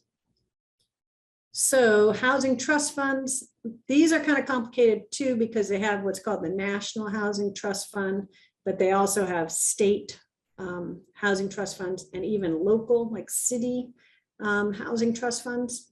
So they're all kind of can be a little bit different depending on where you're located at. Even the federal ones can be done a little bit differently. But in general, kind of try and make it as general as possible. At least 75% of the funds have to serve extremely low income, which is at 30% of area median income, and 25% must serve those at 50% or less. And what you could be doing here when we look at that is that would be 100%, right? But sometimes your housing trust fund money, even if you're building a 30-unit project, if you're only asking for $1 million in housing trust fund money, then you would say, well, gosh, I'm only funding 5 of these 30 houses with housing trust fund money. So when we talk about 75% and 25%, we're only talking about 75% of the 5 units or 25% of the 5 units usually, rather than 75 or 25% of the 30 units. I hope that makes sense, because we're not funding the whole thing with housing trust fund money. Depending on which state you're located in, more than likely you wouldn't be able to receive enough housing trust fund money to fund your whole project anyhow. It would only fund a portion, and that's why you wouldn't have to count all of your units. You would just count that portion that you'll be using it for. At least the federal statute requires at least 90% of the funds be used for production, rehabilitation, preservation, or operation. So it can also help with rental assistance. And up to 10% may be used for home ownership activities or first-time home buyers. So if you're looking at your wish list and you are wanting to do something with home buyers, this is probably not your best bet, because they're only giving a little bit, and most states will have their rules written to where they probably aren't serving home buyers. But we know that that last program with the AHP could certainly help home buyers, because they have their own competition for that. And we also know that IHBG competitive doesn't have a restriction on whether it's home buyers or renters if you're doing new construction. So just think about, as we go through each of these, which project that they might fit into. Housing trust funds can be in the form of a grant, a loan, or a deferred payment loan, equity investment, or other. And again, it's very general because it depends on the state that you're working in. One of my favorite states to work in is Washington, and they have Washington State, and they have housing trust funds that are really wonderful to use. It's $5 million, and it comes in as a grant, and you could technically fund a project as long as it was small enough with $5 million. Usually it's part of a bigger project, and we ask for that as part of the bigger project, but it's a good housing trust fund program. Some of the other states, like New Mexico, you actually just check a box in your tax credit application. If you receive tax credits, they'll throw in the housing trust funds, but it's a very small amount, probably just a couple $100,000 to supplement, maybe $400,000 or $500,000 at the most to supplement your project. So each state's a little different, and whether it's federal, state, or local. We're working in Washington and King County right now with a project. It's going to be supportive housing, but we're actually getting money from King County, which is housing trust fund, home money, and so forth. And we're getting Department of Commerce, which is National Housing Trust Fund money. And we're getting vouchers, and we haven't applied for tax credits yet, but we will be applying for tax credits.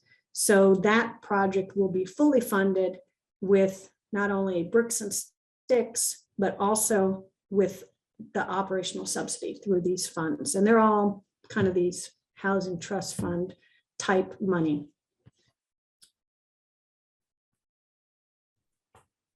So here's one from Oklahoma. It's an example in Oklahoma. I don't think anybody on here is from Oklahoma, but this was left over from previous one. And I probably should have put Washington on here, but nobody from Washington's on either, I don't think. So Oklahoma has national housing trust funds and state housing trust funds. And so I'm not going to go through each of these things, but they are structured as a no interest loan. And they have to all be under 30%. And they want to use it with tax credits. And then their state ones, they have still on their website, they still talk about it and everything, but they've gone out of their funding and they have to get additional funding. So funding's not available. So on your state website, we can kind of look at those and see how they work. And what will happen is either today or tomorrow, depending on where we're at in time, I could take a few minutes and go through a couple of websites if you want. I could show you how to get there, and then you're able to have the information needed to kind of do a little research.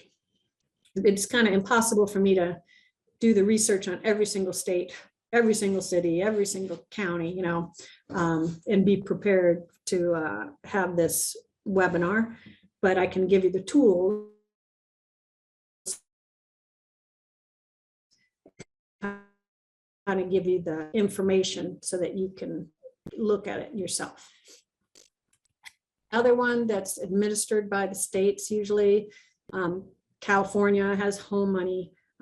California is a little bit interesting because they send out all these emails about all this money that's available, but they just kind of throw that at you, and they don't really give you a whole lot of information or tools. I think they're trying to change that. They're doing a lot of outreach for the tribes, but up to now it hasn't really been used a whole lot because it's just been too much information, if that makes sense. But the home is administered by your participating jurisdictions. And usually that's your county or city or something. But sometimes the participating jurisdiction will be the state. Like if you don't fall within another participating jurisdiction, then the state will cover you for kind of being outside of everybody else's. So that participating jurisdiction would have to provide a 25% match and provide at least 15% of their allocation for those CHODOs.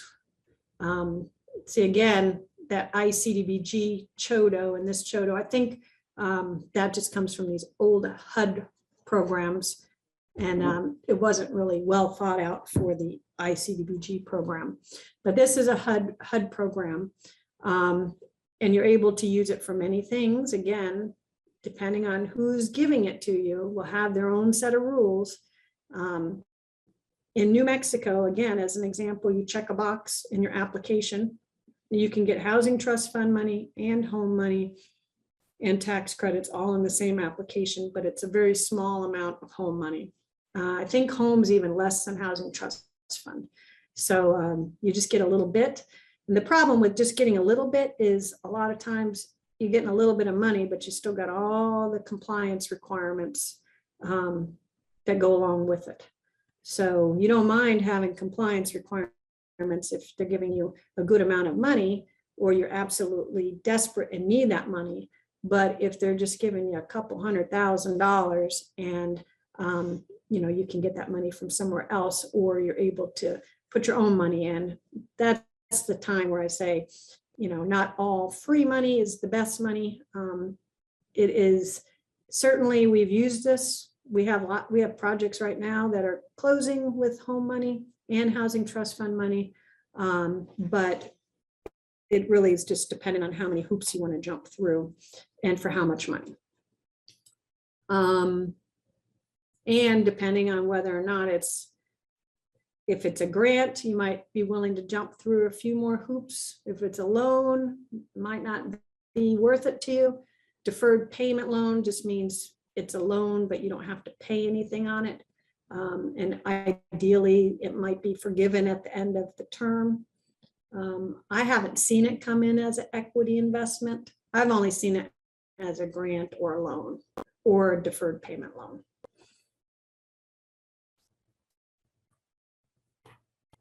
So back to Oklahoma.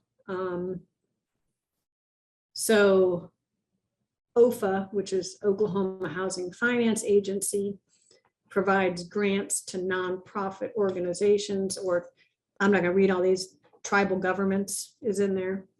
And then OFA is the designated state home participating jurisdiction. They're the state PJ. So they will not give money to Oklahoma City, Lawton, or Tulsa because they get their own home money. So this program is still funded. It was, I guess it's based on a rolling round, and the funds are awarded as a grant. So it might be worth taking this money if there's money left, and it's going to be given as a grant. So the next one that everybody probably knows quite a bit about already is the Title VI. So this is basically a HUD guarantee. They're using your NAHASDA money as kind of a backstop to get a lender to loan you money. And the guarantee covers 95% of the principal and interest outstanding. Usually the bank's going to ask for an additional guarantee, which is kind of ridiculous because 95% is pretty good. And the amount, there's a formula to say how much each tribe is eligible to borrow. And that is by taking the NAHASDA grant less the amount required to maintain the current assisted stock times 5. So it's the needs portion of your NAHASDA times 5.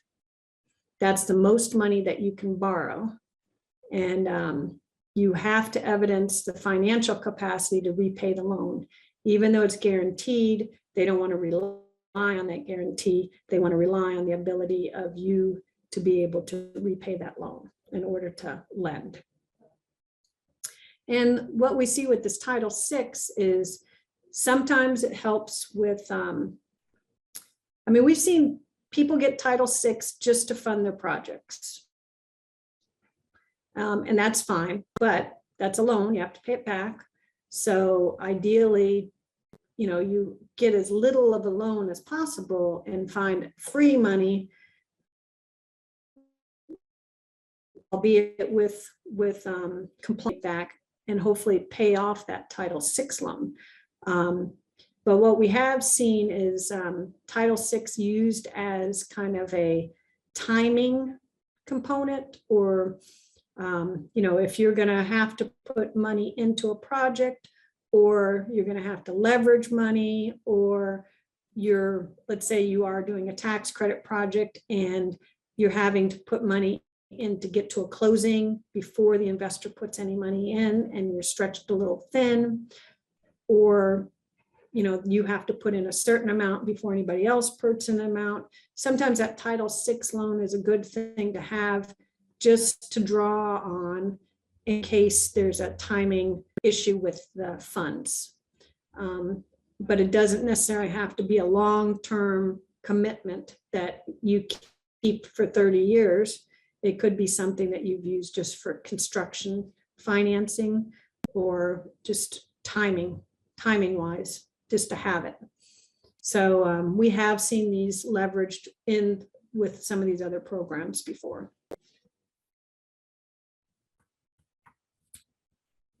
And then we've got new markets tax credits. This one, a lot of people ask questions about new markets, so I just figured I'd stick it in here. It can be used for housing. It's usually used for economic development. A lot of times when you learn about new markets, people get very confused because there's a lot of acronyms in there. But at the end of the day, you just kind of don't worry too much about all the terminology, and just kind of put it down to what you can and what you can't do. It isn't really all that complicated.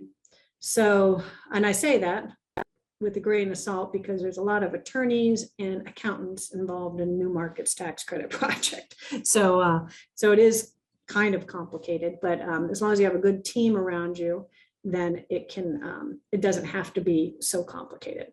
I had somebody going into a training once, and I was sitting outside of the room, and I said, "Where are you going?" And he's like, "I'm going into this new markets training." And he said, "I've already been into, this will be my third time listening, and I'm still confused."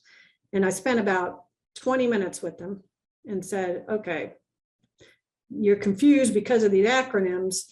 Just think of this versus that and this versus that. And really it's just this." And he's like, "Oh," he's like, "I've listened to hours and hours and hours in training and I hadn't quite," he goes, "it makes perfect sense now." So just, you can make it more complicated than it needs to be. But I'm going to go over a couple of the acronyms, but at the end of the day, they're just words. Community Development Financial Institution is the CDFI. That's who administers it. So think about, there's other, you're used to dealing with HUD.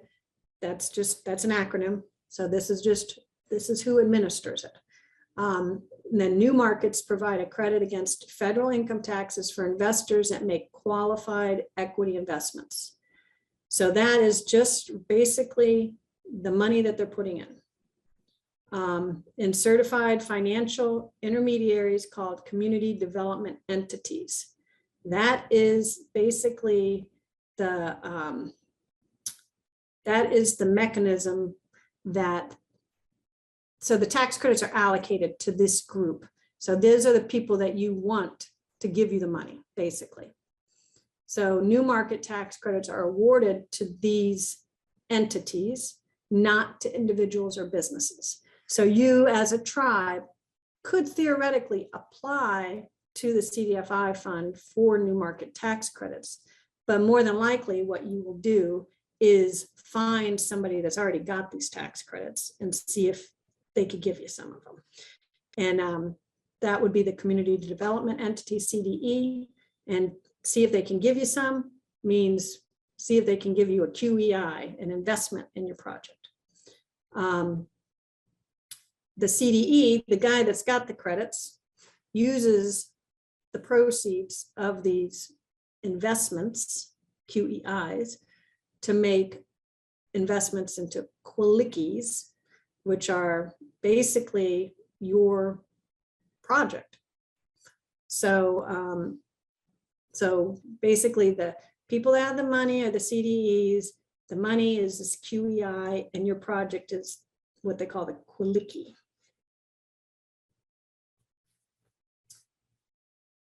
So the new markets, we're going to talk about housing tax credits probably after lunch, but new markets is kind of similar to housing tax credits in that it is a tax credit program, but it is almost like a flip-flop of housing tax credits, because new markets, you could get 20 to 25%. And I don't even know the market right now because the market has changed on the tax credit side, the housing tax credit side recently because of interest rates.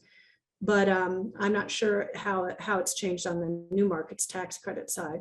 But assume you could get 20 to 25% of your $10 million project from equity for the new markets tax credits. That would mean you would have to come up with about 7.5 to 8 million of your own money. So it's just a small, but it helps kind of put you over the edge, hopefully. So you can get other grants to go towards it. You can get loans to go towards it, but you can count on about 20, 25%, 2 to 2.5 million of your $10 million project in new market tax credits. Housing on the other side is like the flip-flop of that. It ends up with your $10 million project. You can count on probably 75 to 80% or more, depending on where you're located, from the housing tax credits. So you would get 7.5 to 8 million out of that $10 million project and only have to come up with a small amount on your own. So they're kind of two different things. And they're, like I said, they're kind of the opposite of each other.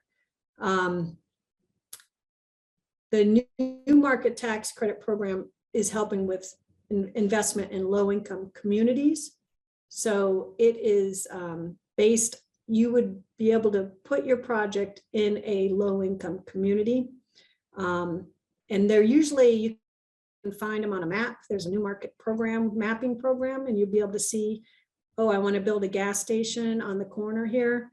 And is it in a low-income community? And you'd go on that mapping program, and it either is or it isn't. Housing tax credits, it doesn't matter where you build. You can build anywhere you want.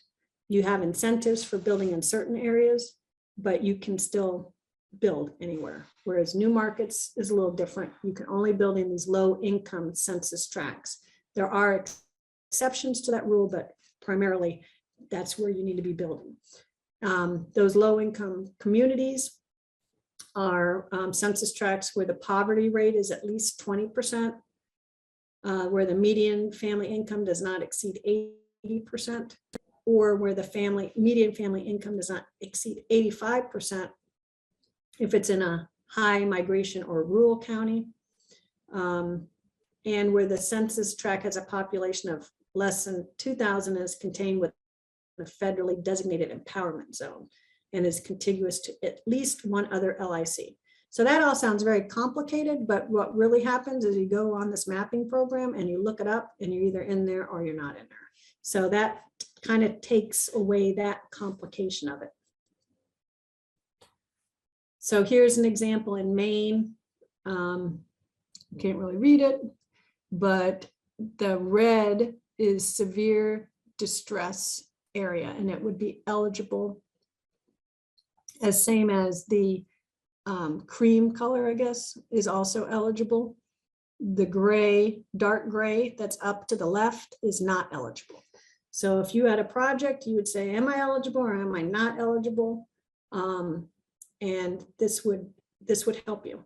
You don't necessarily need to know all those other requirements, unless you wanted to push back and say, hey, I think I should be eligible, but then that's a bit of a battle that you'd have to play. So it's easier to start with the map. So New Markets can fund a whole lot of stuff. It's considered economic development. And there's just a few things that it can't fund. And that would be residential rental property. And you're probably thinking, wait a minute, aren't we talking about housing today? But there's exceptions. So it cannot do it if 80% or more of the revenue is from rental incomes from dwelling units.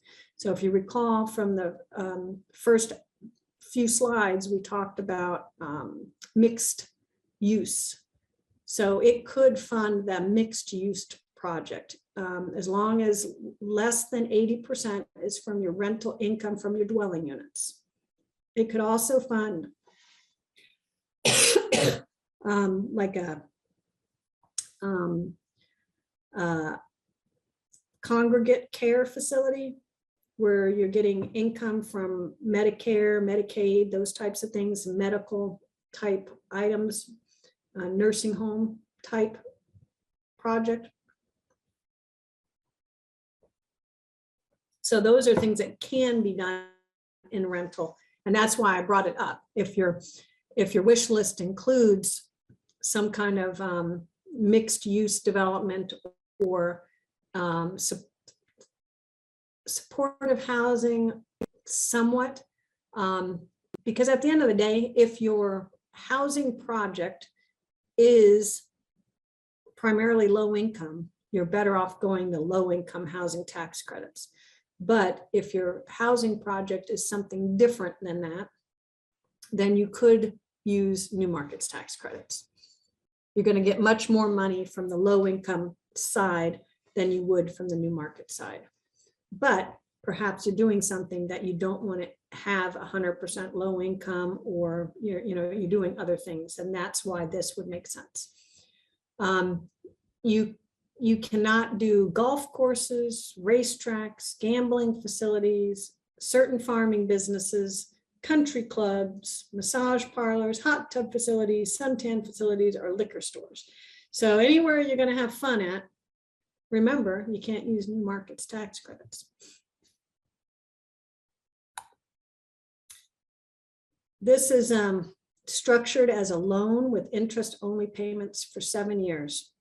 So you have to figure out who you're going to be working with, because that new markets, the CDE, the one that's got the tax credits, they're all different. You could go to one and they could say, you know what, we're gonna charge you these fees. And another one could be like, we're in this for this reason and we're getting Community Reinvestment Act money and we're going to charge you lower fees. So you have to understand that they're all different, and that you know, sometimes you can shop around, but other times there's not enough new markets tax credits to go around and you really can't shop around. So just kind of get into it with your eyes open as far as whether or not it's a good deal for you. It can certainly be a very good deal, but then there are other times where maybe the fees or the repayment structure makes it not make as much sense. So I said it yields about 20 to 25% of your total development costs. There are fees, upfront fees, attorney and accounting fees, consultant fees, and the exit fees. Exit fees is after that 7-year period. Some will have lower fees. Some will say you owe the whole amount. Again, those are things you need to make sure that you completely understand before you jump into it. All right, it is lunchtime. We're going to jump into tax credit equity after lunch. And then if you have any questions as well, certainly bring those back with you. We're going to have an hour for lunch. So it's noon Pacific time. It'll be 1 Pacific time when we get back. And then we will be going until 3 o'clock Pacific time. So 2 more hours after lunch. And we should be able to get through the tax credit portion. And then if we have, I don't remember what's after that, but if we have time at the end of that, I can always get on the internet and show you, you know, some good places to find more information on some of these other programs that we've looked at. So with that, everybody have a nice lunch. I will confess, I already ate my peanut butter and jelly sandwich on the last break.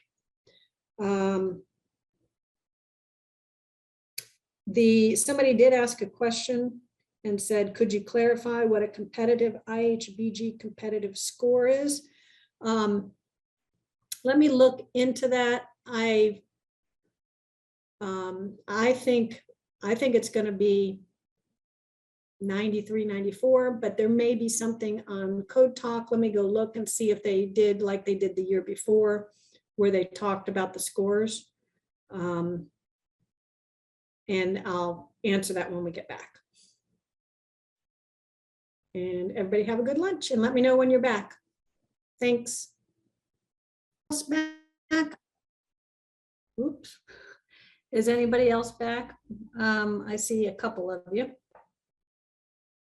3 of you to be exact. Yes, 4. we're here. Okay. All right. Well, I guess I'll get started. I think I shared on my screen a different page. It has to do with the IHBG competitive. Do you guys see that?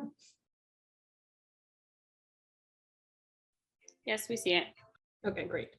So let me just go over that. I looked, there was a question before we broke that asked about the IHBG competitive scoring. You could get up to 102 points if you're in either a promise zone or a opportunity zone. And as I mentioned before, a lot of people are not in those. So most of the applicants can get up to 100 points, and you get 5 points off for not having, you know, for receiving the an award previously.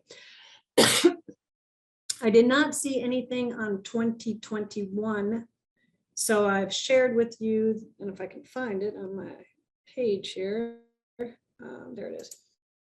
The 2020.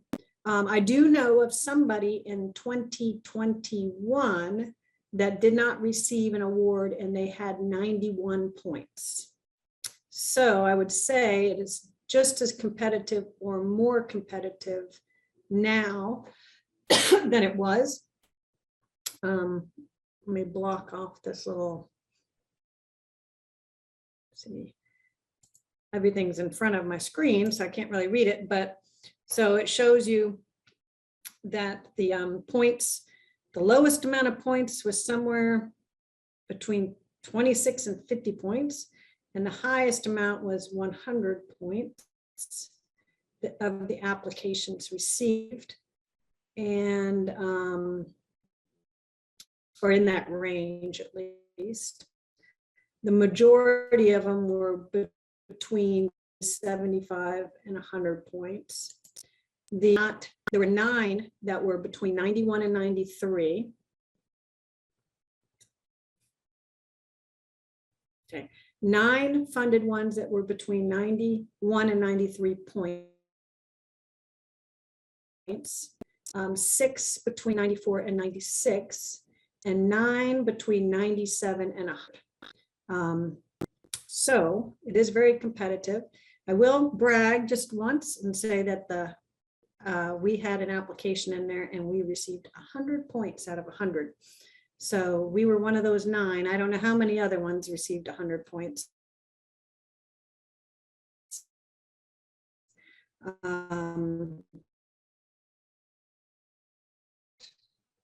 Tomorrow to show funding programs together. As they're going through here, they had 141 submitted and only 24 awards. So it's very, very competitive. I would say that would be almost 6 to 1 of awards, non-awards versus awards. Some of them, only 35 looks like passed the screening and threshold points. So in this grant application, they have like 5 different sections, and you have to score a minimum score in sections 1 and 2, I think, in order to be scored the rest. So it looks like only 35 of them passed all of those pieces. 50 of them looks like they put in a comprehensive application that was complete, but they did not have enough points in those areas that they had to have points in to move on. And then 32 of them were submitted, were not, I guess, deemed complete enough to review. And this again is in 2020. I think usually as things go on, people get better and better at it. So I imagine that it's only gotten more competitive rather than less competitive. And the scores have probably gotten better, not worse. So that answers that question. I heard back from Robin on the other question. I'm not sure if this is specific enough. Let me unshare this screen, see if I know what I'm doing here.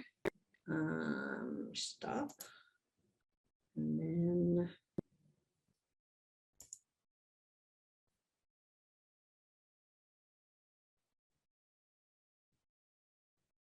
I think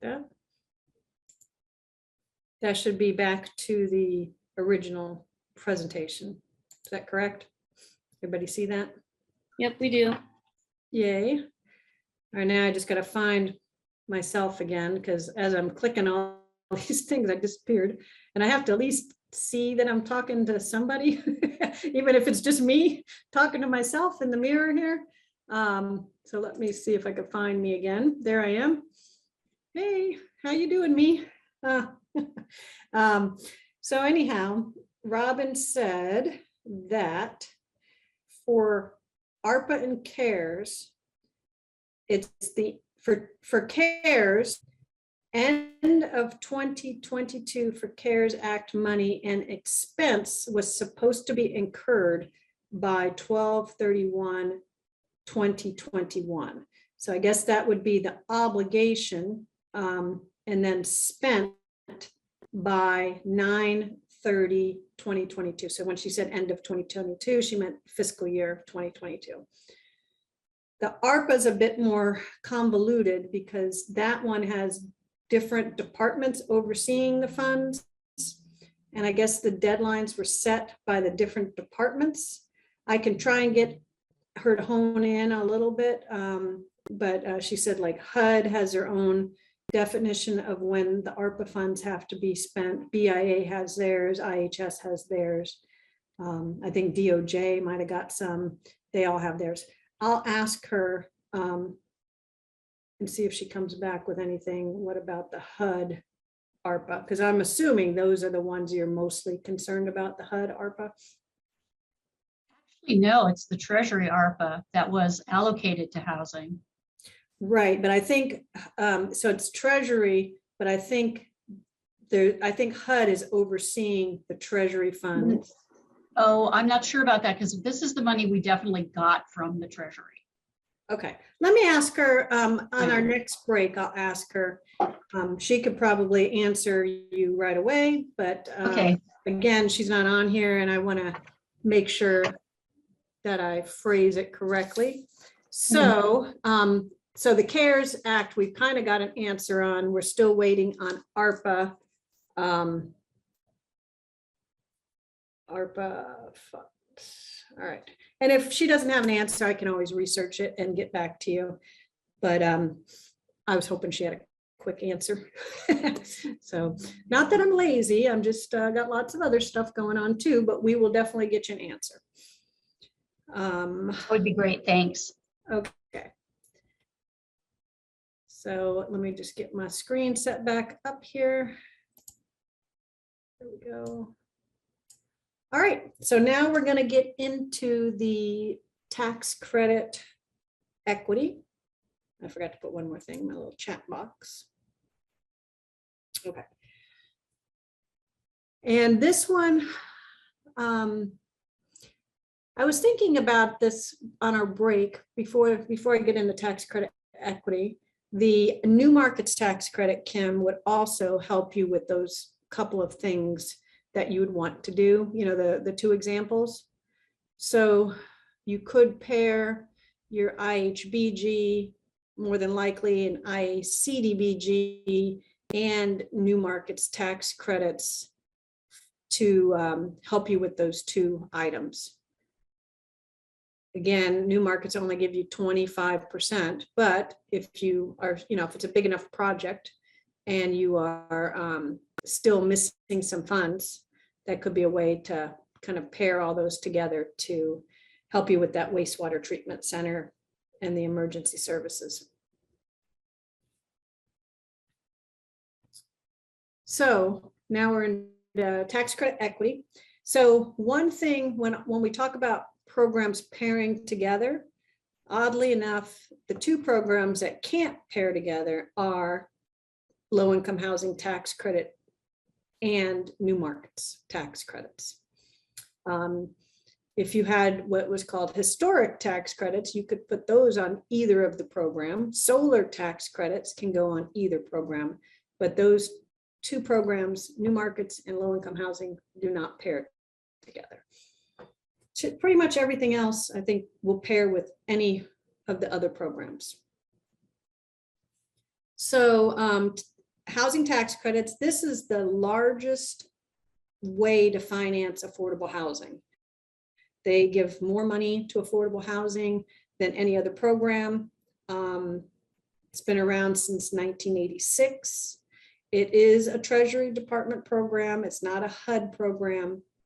And it's kind of taken the place of what HUD used to do. You know, they used to be in the business of funding apartment projects or large, high-scale projects in big cities, and they weren't very good at managing them. And I guess they cost a lot of money to build, and they weren't very good at managing them, so they became, you know, crime-ridden and in disrepair. and those types of things. So at some point in time, HUD decided, you know, or maybe HUD didn't decide, because maybe HUD would like to continue doing that, but the government decided, we're going to try something else. We're going to actually do what you've heard of before, which is the private public partnership. And we're going to try and get our housing money out in a different way to where it can be less centralized and more flexible, and could be administered by the places that they're actually at. So, and they could be in smaller pieces rather than, you know, hundreds and hundreds of units in a city. And we're going to have it to where we're hoping that because of this public-private partnership, that it's going to be managed and maintained in a way that will allow it to stay in good repair and good management to last into the future. So they did that in 1986, and it has worked out very well. They're, you know, the investors, and we'll talk about what that means. But there's investors that come into housing tax credits, and they are doing it because they want to feel somewhat good about what they're doing. Also, they do it for financial reasons, but they like to brag about what they're doing, and they like to take lots of pictures, and you know, they want to make sure what they're doing is in good repair. So for the most part, these tax credit projects have been very, very successful at meeting the goals of long-term sustainable affordable housing. In the Treasury Department IRS, this is section 42 of the Internal Revenue Code.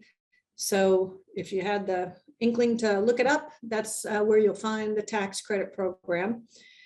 Tax credits generate tax credits for investors. So you'll see that a lot of times tribes or tribal entities will say, what good is a tax credit if I don't have to pay taxes? Why would I want to go after these tax credits? Well, there are plenty of people out there or companies out there that do have to pay taxes, and they will invest in your project so that they can use those tax incentives to save money on their own taxes. When we talk about a tax credit, it is a dollar for dollar reduction in tax liability. It's not a tax deduction, because a tax deduction is worth only the amount that you are in the tax bracket for. And when we talk about tax credits, and we say that the investor is investing in your project, or that they are, you know, giving you money, that's not exactly true. They have a partnership structure that they have to go through, and we'll talk about that on a later slide as well. Again, feel free to interrupt with any questions. I'm buying time here because my little mouse wasn't working right. So for tax credits, it can be pretty much any of those things that we mentioned on our housing slides. So new construction rehab, AC rehab, community space, but the community space has to be part of a housing project. So in other words, you can't just build a big multi-purpose center with gym and wellness and stuff like that. You have to build, say, 30 units of housing and a modest community building. That would be allowable, but you can't just build the community building as a standalone with this program. The tax credit is a permanent part of the code, and it's not subject to appropriation. It's actually liked by Democrats and Republicans. Believe it or not, they can kind of agree on this program. And so it's been around for a while, and the hope is it's going to be around for a long time. They actually will work occasionally to expand the program. And as markets change, they have you know, kind of put Band-Aids on the program to help with whatever the market fluctuations are. Right now, we have a bit of a market fluctuation because the interest rates have gone up. And all that means is that even though this is not a loan, investors, which are primarily institutional investors like Google, Microsoft, Bank of America, Wells Fargo, Berkshire Hathaway, those types of investors, they look at all of their investment opportunities and they will say, what do I want? Where do I want to put my money? Do I want to put my money in investments, or do I want to invest in my own company and buy equipment? So whenever interest rates change, and they're going to change again, supposedly this month, that will impact pricing, because the investor will say, look, I can pretty much put my money into a fixed rate of return, guaranteed fixed rate of return, and get 4 or 5%. Why would I want to invest in this program when there is some risk and the rate of return is not fixed? Why would I want to do that? So what would happen is they will say, we will still be willing to do this, but we want to get a higher yield for our money. And then when they say that, that means the money that's coming into your project goes down because their price will go down. So, but usually there's some kind of Band-Aid that comes. Right now. There's tribal projects are having less of an issue than non-tribal projects. And we could talk about that here in a moment, but it is kind of an opportunity for you, as well as, you know, it's a bit of a ding, but it's also an opportunity. We talked, it's not a tax deduction.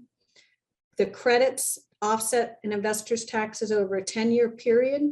So you'll hear a number and then you'll say, you know, hey, we get $500,000 worth of tax credits, but that really means $5 million, because you get $500,000 every year for a 5-year or for a 10-year period, sorry. And that would be the same as saying $10 million worth of tax credits.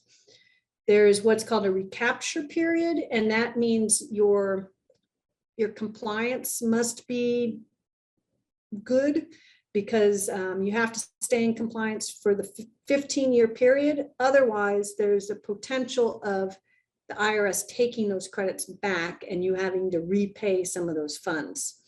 The recapture of tax credits is very, very rare, and it usually has to do with foreclosed loans.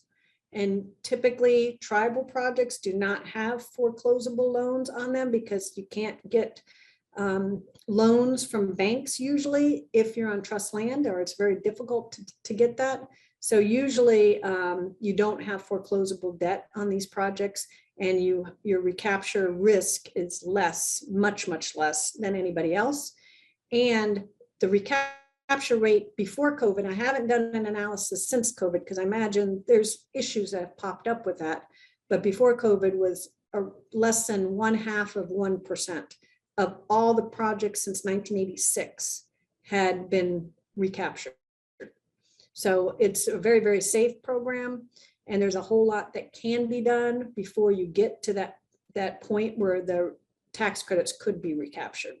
We'll talk a little bit about those. So this is, in my opinion, a good way to explain the tax credits, because a lot of people think, oh, I've never heard of a tax credit, or I'm not quite sure, or that sounds pretty scary to me.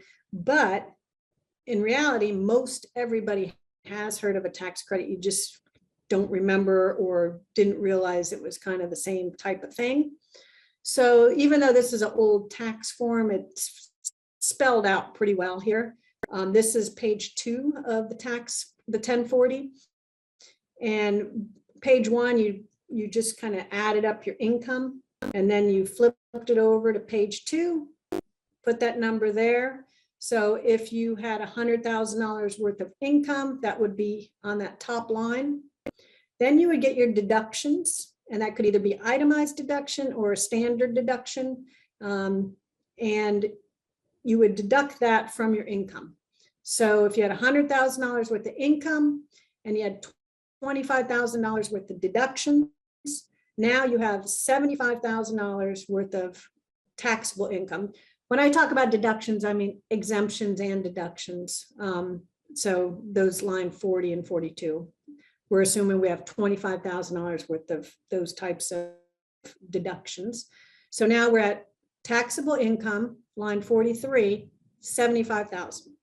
So as you can see, the exemptions and the deductions are good to have because they lower your taxable income, but that's not a dollar for dollar reduction in your tax liability. What happens next is you would figure out how much tax you owe on $75,000. And let's say you were in a 33.33% tax bracket, which I'm not sure if there is such a thing, but just for easy math, that would mean you would owe $25,000 in tax. So then you go down, there's a bunch of stuff in there that we'll just ignore, but then you go down to starting at line 49, 48, 49, 50, 51, 52, 53. All of those are tax credits. And there's other tax credits that aren't on there. One would be earned income tax credits. I don't know why that one's not on there, but it's not on there.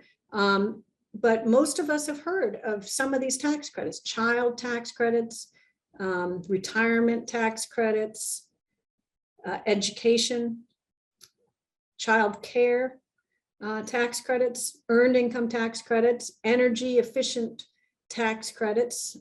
There, a few years back, there was a first-time home buyer tax credit. So those are all same thing, tax credits. So if we had low-income housing tax credits, they would be, an other type of tax credit. But let's say we have $5,000 worth of tax credits. We get to deduct those from our tax that's owed.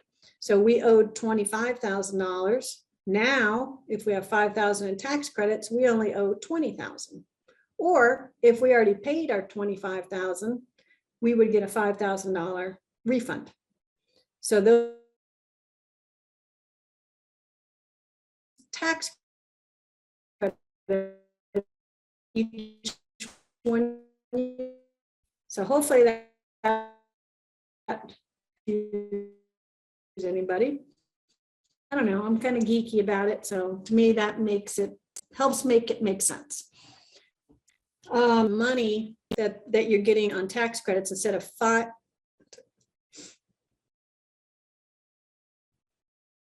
okay. I just reminding you, I don't have a problem. I'm just got my unstable internet for a second. But when we talk about $5,000 worth of tax credits on your individual return, when we're talking about a partnership return with low-income housing tax credits, normally we're talking $500,000, $1 million, $2 million worth of tax credits each year for that 10-year period. And it can be a substantial amount of money that comes into your project.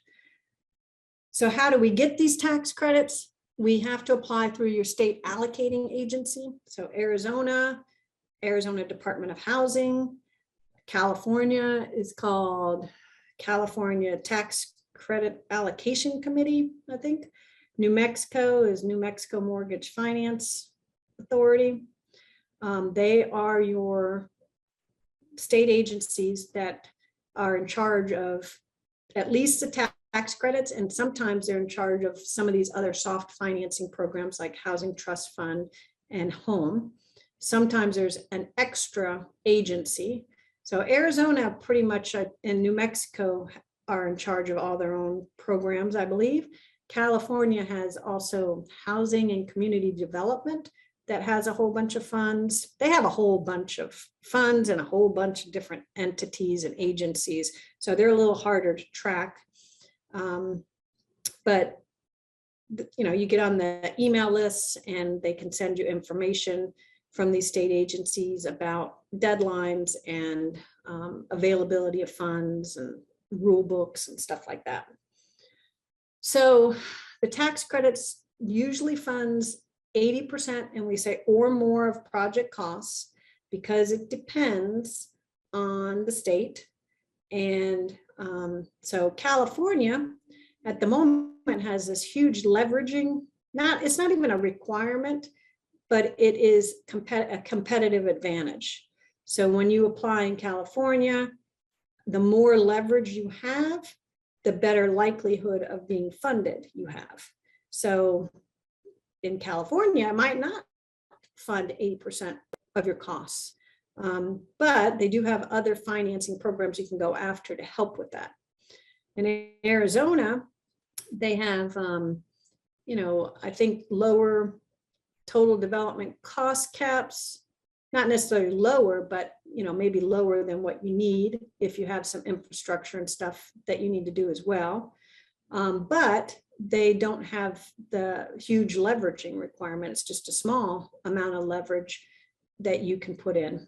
So that, depending on how much your project costs, it could fund more than that. New Mexico, they have a point category where you have to have, certain square footage, price per square foot, or price per unit. And if you are lower in those amounts, they have a range, and you get 5, 10, or 15 points, or 0 points, depending on where you fall within those ranges. And if you don't get at least some of those points in New Mexico, you're likely not going to be funded. So those, the states have kind of come in and put in a little bit of a damper on being able to fund 80% or more of the costs. And they've done that because they haven't received additional tax credits. It's based on population, and they haven't received any additional tax credits for a very long time. Actually, since it was put into place, they've had at least a $2 million amount for each state, but it's based on population, and it does go up a little bit based on future years.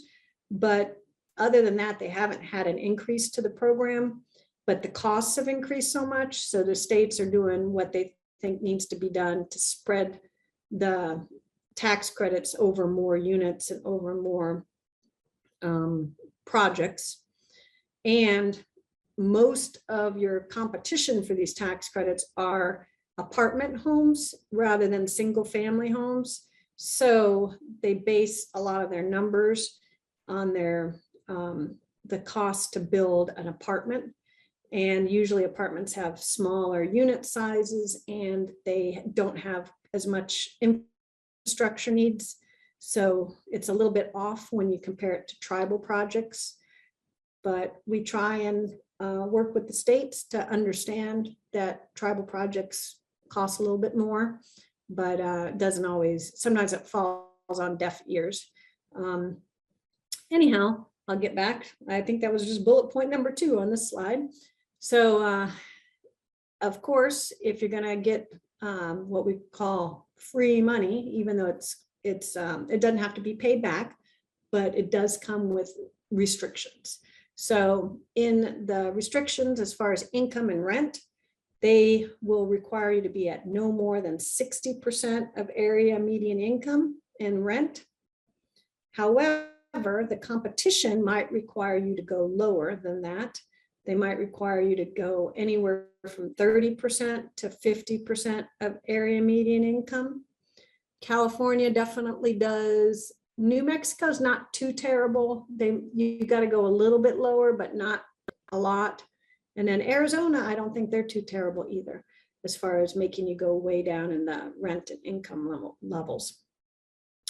They have a new rule. It's called income averaging, where you can actually go up to 80% of AMI. And the whole average thing just means that you have to average 60%.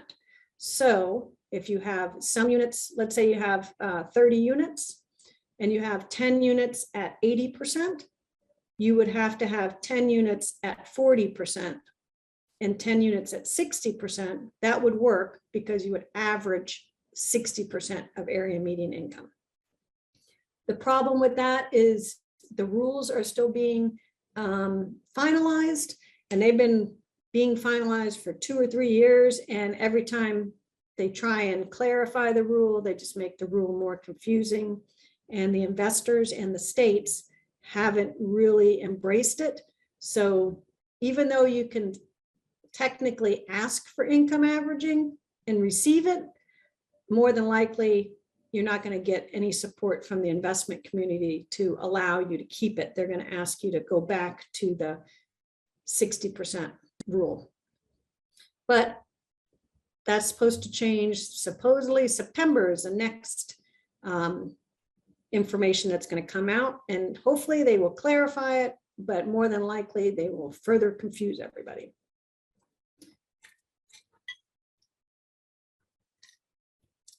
So the gross rents, that's what can't be more than 60%. And the gross rents have to include a utility allowance. So even if you're not, you don't have a utility allowance currently in your projects, you'll have one. You can still calculate your rents the way that you do under NAHASDA. It's just, this is just a maximum rent that it cannot go over. So if you're using NAHASDA and you have everybody at less than 60% of area median income, as far as their income goes, by definition, NAHASDA doesn't allow you to charge more than 30%. You should be fine on the rents under tax credits. If you were able to go up to 80%, well, you'd still be fine because you can't go more than 30% of their income. So NAHASDA usually has stricter rent requirements, and tax credits usually have the stricter income requirements. And so when you layer them together, you want to always take the stricter of the rules. And you might even throw in some home money or some housing trust fund money. And again, they have their own set of rules, and you would take the stricter of all of those rules. So maybe you had to put some at 30% for housing trust fund.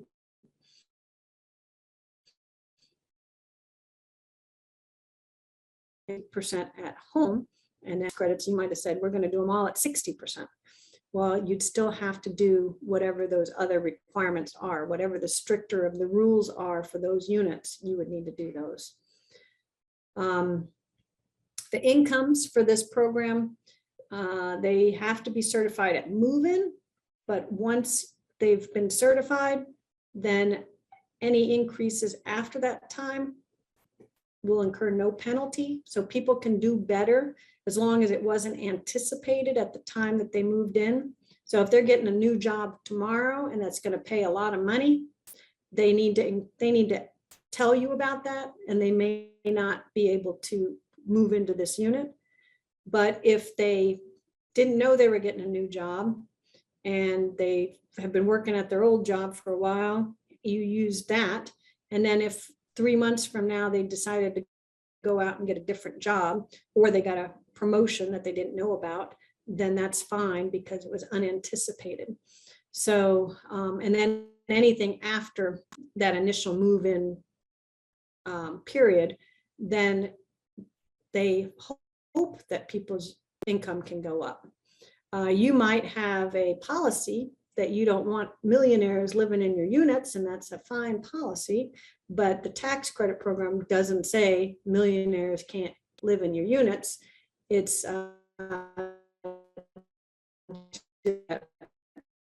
when they move income. 100% of per cap income from gaming. You have to include 100% per cap income from gaming. And if you have per cap generated from trust assets, the first $2,000 of that is excluded.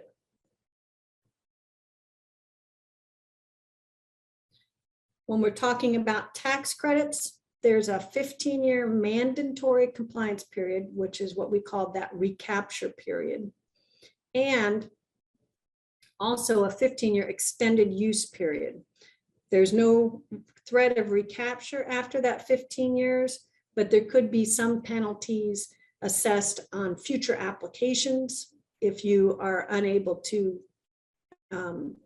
continue with the obligation that you had out in that tax credit application. So, and the states may require longer periods because it's a competition. They come up with points to differentiate, applicants. And in their mind, they want the projects to be low income and affordable for as long as possible. That's what they're working on. They're not working on, now in your case, it'd be different, but what happens is these for-profit developers, which a lot of for-profit developers are doing pretty well on this program, they will build housing. And then after its extended use period goes on, they will convert it to market rate or try and sell it for a huge profit. And then now they're out some affordable housing units going forward. So the states will put on longer periods just to kind of discourage that flipping, I guess you'd call it, even though it's not exactly flipping because you have that minimum 15-year mandatory compliance and 15 use. Now, they also have where you can structure your project as either permanent rental, which means exactly what it says, or eventual homeownership. In either case, it's got to be rental for the first 15 years. And then after 15 years, the tenants are able to purchase their homes.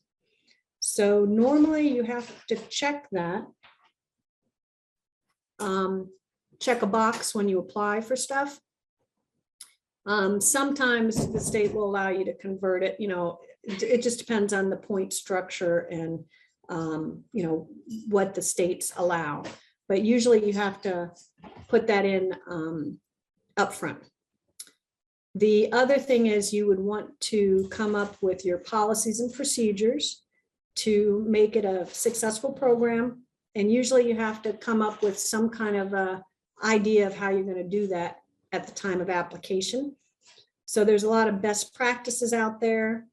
This is one of those cases where sometimes it makes sense to move people in that have been renting for a long time, that are doing, that are doing a good job in the rental program, where they maybe are still having affordability, where they can't afford a large payment, but they can work towards owning their home. And, pretty much if you're going to go to a bank or something, it's going to take you 30 years to own your home. So, having it as 15 years rental and then having the ability to purchase your home after that time is as good as or better than getting it from a bank. The housing authority or tribe would be the one that determines what that looks like. So, we've seen it all over the board where sometimes the tribe will say, you know what, it's a $10 million project, but I only had to put in $1 million because tax credits and other things came in. And so I've only had to put $1 million into the project. And if it's 50 units, which probably couldn't do for 10 million these days. So it's probably more like 30 units, but I was trying to do easy math. But if it's 30 units, I only did $1 million for 30 units. That's $35,000 or so per unit. Is that right? Yeah. And then, so I've only got 35,000 into the unit. When the person goes to buy it, maybe that's what I sell it to the homeowner for. Or maybe I even give them a discount off of that because they paid rent for 15 years. But we've seen lots of things and we've seen some really good things. And we know that if you get the tenants involved in what the program is and what the expectation is, usually you see those tenants stay and do a really good job and take really good care of the units and very little turnover happening. But there's a whole presentation we could give on tax credits to home ownership. So back to how do you get these? The developers compete for the tax credits through the state allocating agency, which we've talked about. The investors will then purchase those credits and provide equity for the construction of the project. So if you receive tax credits, what will happen is you will get calls from all sorts of different investors saying, hey, we heard you got credits. They're all going to want your credits. So there's a way to whittle that down. And I think I have a few slides later on about that. Maybe. If not, then we could talk about whatever, want to talk about in your questions. So they are providing money for your construction of your project. They're providing, even though they get those tax credits over a 10-year period, they're going to get that money to you during construction and a little bit after construction. The project is built with a limited amount of NAHASDA or tribal funds, and hopefully a whole lot of other people's money, whether any of those other grants that we were talking about earlier. And it allows for more units for less money and more units over less time. So I've been doing this since 1995, and I've been working with tribes since 1997. And when I first started reaching out, I'd say, how much NAHASDA do you get? Do you get to use for your development? And a lot of times people would say, oh, $200,000 a year or something like that. And well, what do you do with it? Well, the answer is usually we build 1 or 2 units a year, or we have to save this $200,000 up for several years, and then we build with it. So when you introduce these other programs and you're able to maybe still have some of that NAHASDA money in there, if you had that $200,000 amount, that might help you with your seed money. But if you're able to get the AHP money and tax credits and maybe a little bit of housing trust fund, then you're able to build 30 units now instead of 1 or 2 units a year. So that's kind of changed a whole lot. From the late 90s to now, a lot of tribes are using this program to do just that. So the credits that you're awarded are based on the lower of the cost caps or the estimated construction costs. We will get a little bit into these types of things tomorrow, because in a perfect world, we're going to show you an example for a perfect world, but sometimes the cost caps are lower than the cost of construction. And what do we do in that case? So then the credits are going to be reevaluated at closeout, and the final amount of credits will be the lesser of the credits that you initially were awarded or the final construction costs. So usually the credits could go down, but I don't see that happening now with the way costs are going. But the credits normally will never go up. Some states will allow you to apply for additional credits, but again, they're competitive. But most of them, you just get what you get when you apply. The way the market is right now, some of the states are having to come back and rethink about some of that, because whatever they thought they were awarding to take care of the construction hasn't been enough because of the costs. And then the credits are calculated depending on your project type. So if you have a new construction project or a rehabilitation project, it's a 9% credit. If you have a bond project or an acquisition of a building, that's going to be a 4% credit. Again, it's just like the new markets. We don't need to necessarily know all the terminology, but when you see the formula, you'll see why we have 9% and 4%. We didn't just pluck those out of the air. They're actually part of the formula. So how does it work? Basically, the tribe or the housing authority has a loan put into the project, and that is going to be your gap. So your total development costs less your investor equity. So how much the investor is going to pay you for those tax credits will be the gap, or your tribal loan, or your TDHE loan, whoever's putting the money in for that gap. The investor equity is calculated, it's a formula. It's your annual tax credits times 10, because it's 10 years, times the price per credit. And that price per credit is based on the market. Like we talked about a little earlier, it is based on all sorts of things that happen in the market. Where else can you invest your money? What's going on with tax rates? What's going on with interest rates? Timing of the funds that are coming in, the timing of the benefits that are coming out. There's all sorts of things that go into the price. And the price is, right now, we're seeing in closer to 80 cents, like 81 cents. And you might be asking, well, gosh, if a tax credit is $1, you told me a tax credit's worth $1. Why are you now saying it's only worth 81 cents? Because the investor will get $1 off on their tax return, just as I mentioned. However, they're getting those tax return or tax credits for 10 years, sorry, and they're giving you $1 today. So there's a few factors that go into that. One is the time value of money. $1 paid today is worth less than $1 received 10 years from now. So they're not going to give you $1 for that. And then the other things that go into that are, as much as the investor, I said, wants to feel good about themselves investing in low-income housing, they're not doing it just for that reason. They're also doing it to get a return on their money.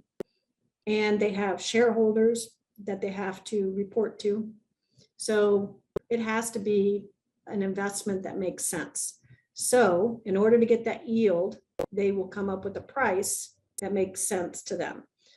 And that's how much they pay. Once they fix that price for you, then it's usually good for a certain amount of time. Just like if you were to go get a loan or something, you would see an interest rate and it'd say, hey, you got to close your loan by this date to get this interest rate. Same thing on the tax credits. Here's how much we're willing to pay you based on the information you gave us, and we need to close by this date, or that might change. And for the longest time, you don't see it change. You know, they just kind of keep that price. Even if you didn't close, they keep that price. But anytime there's that fluctuation in the market, like just happened, and that's going to happen again with interest rates, then you really do have a risk of your price changing if you don't meet the goals that you originally set out. I remember when the tax rate changed. I think it was 20, no, it wasn't 20. Yeah, it was. It was right after Trump took office. I don't remember what year that was. And probably a year later, the tax rates went down, corporate tax rates. That impacted the market drastically. Now the corporations that were assuming they had a certain tax rate, they went down by 10 points.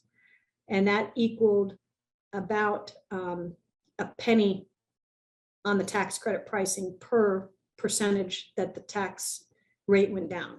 So overnight, it went down at least 10 cents on the penny. So we were seeing prices in the mid 90s, and it went down to like 85 cents. So people that didn't have their projects closed and that had kind of stretched out that closing timeline were in trouble with the repricing. So anyhow, for the most part, once you close with your investor, that pricing will not change. It's just subject to change if you don't meet the closing goal, and it has to, you know, and a market adjustment has happened. So the tribal loan or TDHE loan will consist of NAHASDA or other tribal funds, and or the value of assets for a rehab project. So if you do a rehab project, you have a building already, like your current assisted stock, and you're contributing that building as part of the project, that has a value to it. And, you know, that will be calculated into the loan amount. There's also what's called a developer's fee, and that is kind of an incentive for you to do this type of housing. Now, tribal tax credit housing, the incentive to do that is you've got lengthy waiting lists and you need to house the tribal people.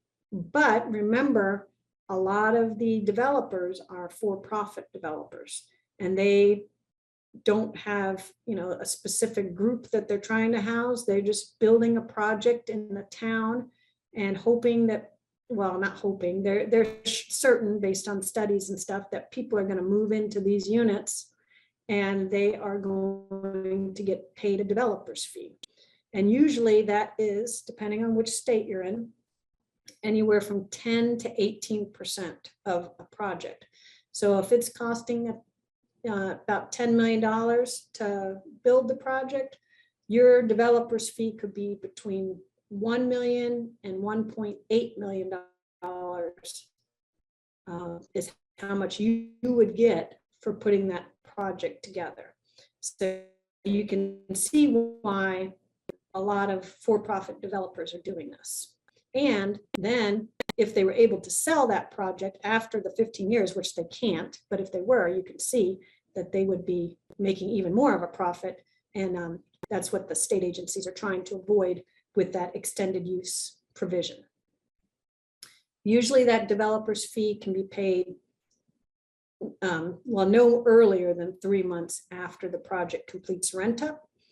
You have to do quite a bit more paperwork, and you have to close things out with a cost certification and audit of your construction costs. And you have some additional filings that need to be done with the state agency and the investor to be able to get that. But usually the earliest is 3 months after your project completes your rent up. We talked about the other gap financing sources, but top bullet point, and that's the gap total development cost. Thinking you're going to be putting your NAHASDA money in there.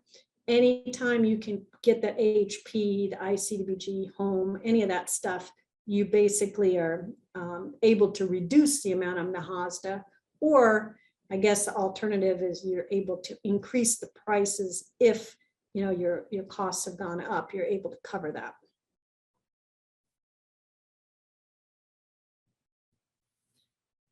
So if your project is in a qualified census tract or a difficult to develop area, you get 30% more credits. So again, this is one of those things you don't necessarily have to memorize, but you'll see in the calculation that we're in a what we call 130% area, and that will increase the amount of your eligible costs and also increase the amount of your equity. So if you're doing a $10 million project and you're in one of these areas, you get to say, even though it costs 10 million, you get to say it costs 13 million. And then you get to calculate how many tax credits you get. Qualified census tract are based on income levels and is defined by the census. Difficult to develop areas based on the cost to develop, and it's designated by HUD. However, remember I said that Congress, both Republicans and Democrats, liked this program. Back in 2008, they had a Band-Aid to fix the program because there was I guess the housing crisis was going on back then, and prices dropped again because of the market. So in 2008, one of the ways Congress tried to help projects was to say that the state agency could determine a difficult to develop area. And at that time, the state said, everybody is a difficult to develop area. If you can get these, you know, we'll give you some more credits to get these projects done. You're a difficult to develop area. So for the most part, it's most of the states will allow you to become a difficult to develop area. California is actually kind of different. They don't allow you to be a difficult to develop area if you're not. However, they have state housing tax credits. So if you're in a non 130% boost area, non-QCT or non-DDA, California will allocate state tax credits as well as federal tax credits. So the federal offsets your federal income tax, the state offsets state income tax. And when you get those state credits, the calculation will allow you to get just as much money as if you got the federal credits at the higher number. So that's how they figure. That's why they don't give you a difficult to develop area, but most states do that. So I think in Arizona, I think if you're in a rural area, New Mexico, I think if you're a tribal area, I can't recall, but I think that every one of us should be in a difficult to develop area in Arizona and New Mexico. So we talked about the partnership in general. So here it gets a little more specific. So because this is an IRS program, the IRS requires the tax credits to go through the partnership structure. So the credits and losses will flow based on their percentage of ownership. So the benefits and burdens of the credits and losses will flow based on the ownership. So the limited partner, we want to give them as much of the benefit as possible. So we want them to have 99.99% interest, and we want them to bear as much of the cost as possible. So the burden as possible. The limited partner investor, the general or housing entity, and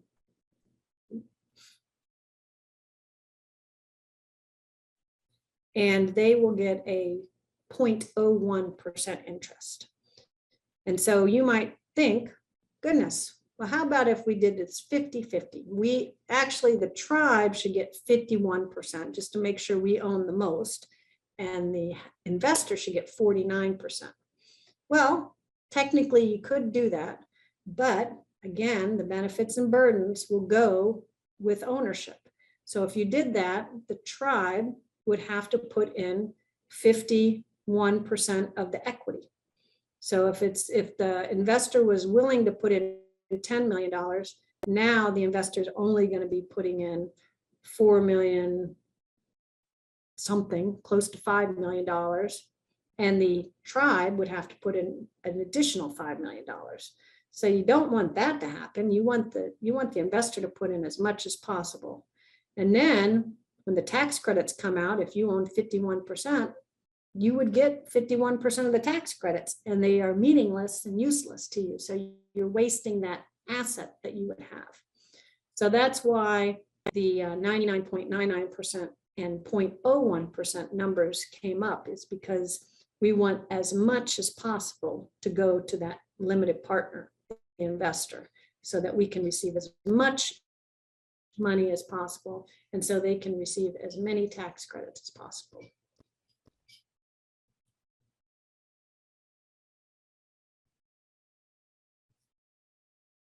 The structure, the limited partner, has limited liability. With that, they have the limited ability to direct. And they should only do so through the limited partnership agreement and exhibits to the limited partnership agreement. So what that means is you're going to have a legal document that your attorney is going to look at and the investor's attorney is going to look at, and you're going to agree on certain things. A lot of it has to do with what you agreed to in the tax credit application. Some of it has to do with reporting and who you can move into the units, not specifically, but generally, you can move people in that make 60% of area median income or less. You can't move in people that make more than that. You might have to move in people that are homeless, if that's what you selected in the application for points. The limited partnership is going to talk about how their money is coming in and your reports and what they're going to need to see from you on an annual basis. And so long as you do all those things that you agreed to do, then the limited partner should not be able to tell you what to do. It starts to tell you what to do if you're not meeting those requirements. So if your reports are late, they're going to come in and say, hey, the limited partnership agreement says you should be turning in these reports and I didn't get them. So they're able to direct you in that way. If you moved in somebody that was over income, they're able to say, hey, you did something here, we need to fix it. So they can do that way. But they shouldn't be able to come in and say, hey, I don't like that color you picked for your cabinets. You really should do something differently, or just stuff like that. Specific stuff. I don't want Fred Jones to move in. They can't do that unless Fred Jones is over income, then they could do that.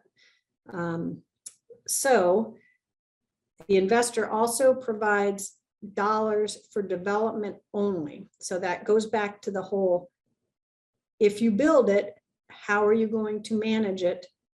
How are you going to operate it? Are you going to have to subsidize the rents because you're not charging enough rent, or because you can't charge enough rent because NAHASDA only allows you to charge 30% of income, and your waiting list policy is general and allows for the next person on the list to move in, even though that person on the list doesn't have enough money to pay the rent. How are you going to keep that project maintained, pay the insurance, and those types of things? The investor does not do any of that. They rely on you to come up with the money for that. So we know, depending on where you're at and the availability, you may be able to get vouchers to help. But otherwise, the tribe or the housing authority is going to have to subsidize, or you're going to have to change your waiting list policy to move people in that have a little bit more money to pay the rent. And it's all up to you as the tribe or the housing authority to determine what your goal is. Is it economic development, or is it just to house people that are on the wait list that need a home, no matter what their income? The investor is going to visit the property on an annual basis to ensure compliance with the program. They're giving you millions of dollars. They're giving you millions of dollars. They want to see that that asset is maintained and built and is operating in the way that it was intended, meaning, in good shape, and people are living in it and stuff like that. So they're going to come out and visit the project and maybe take some pictures and brag about it a little bit. They're also going to collect documents quarterly and annually. Those would be maybe occupancy reports, financial statements, those types of things.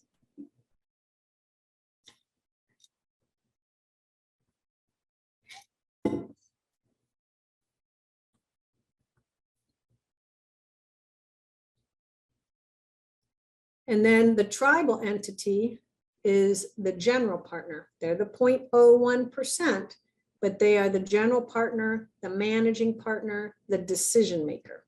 That's the important thing. They are dependent on for the day-to-day operations of the project. They might decide they want to contract some of that out, and it's entirely up to you, depending on how you want your program to look. So they might contract out work to a management agent or a compliance consultant, or They might even say, we're putting some of this on the tenants. The tenants are responsible for mowing their own grass, for example. However, if the tenants don't mow their own grass, somebody's got to mow it, and it needs to be done. So the general partner would be the one that makes sure that somebody's doing all that stuff. You, as a general partner, are going to be the one that comes up with the money for the development. So that's either going to be through grants or through loans or through your own money that you already have. So you're filling the gap. Whatever you can't get from somewhere else, you're putting in your own funds. And you're also having to fund that pre-development phase before the investor's in, getting the architectural plans, getting the environmental, those types of things. And you also have to help fund the operations if you don't collect enough rent to pay this. And you are the one, clients, by submitting those quarterly and annual reports to both the investor and the state housing agency. So the investor, they are willing to invest, but they have to consider their risk and the return, which is kind of what we talked about with the market fluctuations. They also provide money for the development phase up front, but they don't receive their return except for over the next 15 years. Even though 10 years is a tax credit life, they will receive, in addition to the tax credits, they'll receive losses from operations, depreciation, stuff like that. And they'll get to keep getting those losses for the 15-year period. They have to predict that they will have a sizable tax liability for the next 10 plus years. So there's only certain groups that are able to invest because they have to be really confident and strong that they're going to be around for a long time. Not too long ago, Fannie Mae was the largest investor in tax credits, and then they had issues. I think it was in 2008, actually, when that market turned. Fannie Mae had all these tax credits, but they weren't able to use them because they had financial issues. So they ended up selling those tax credits on the secondary market, which there is a secondary market, but it's not worth as much as what they paid. So they were selling them at a loss, just trying to recoup their investment, or at least some of their investment.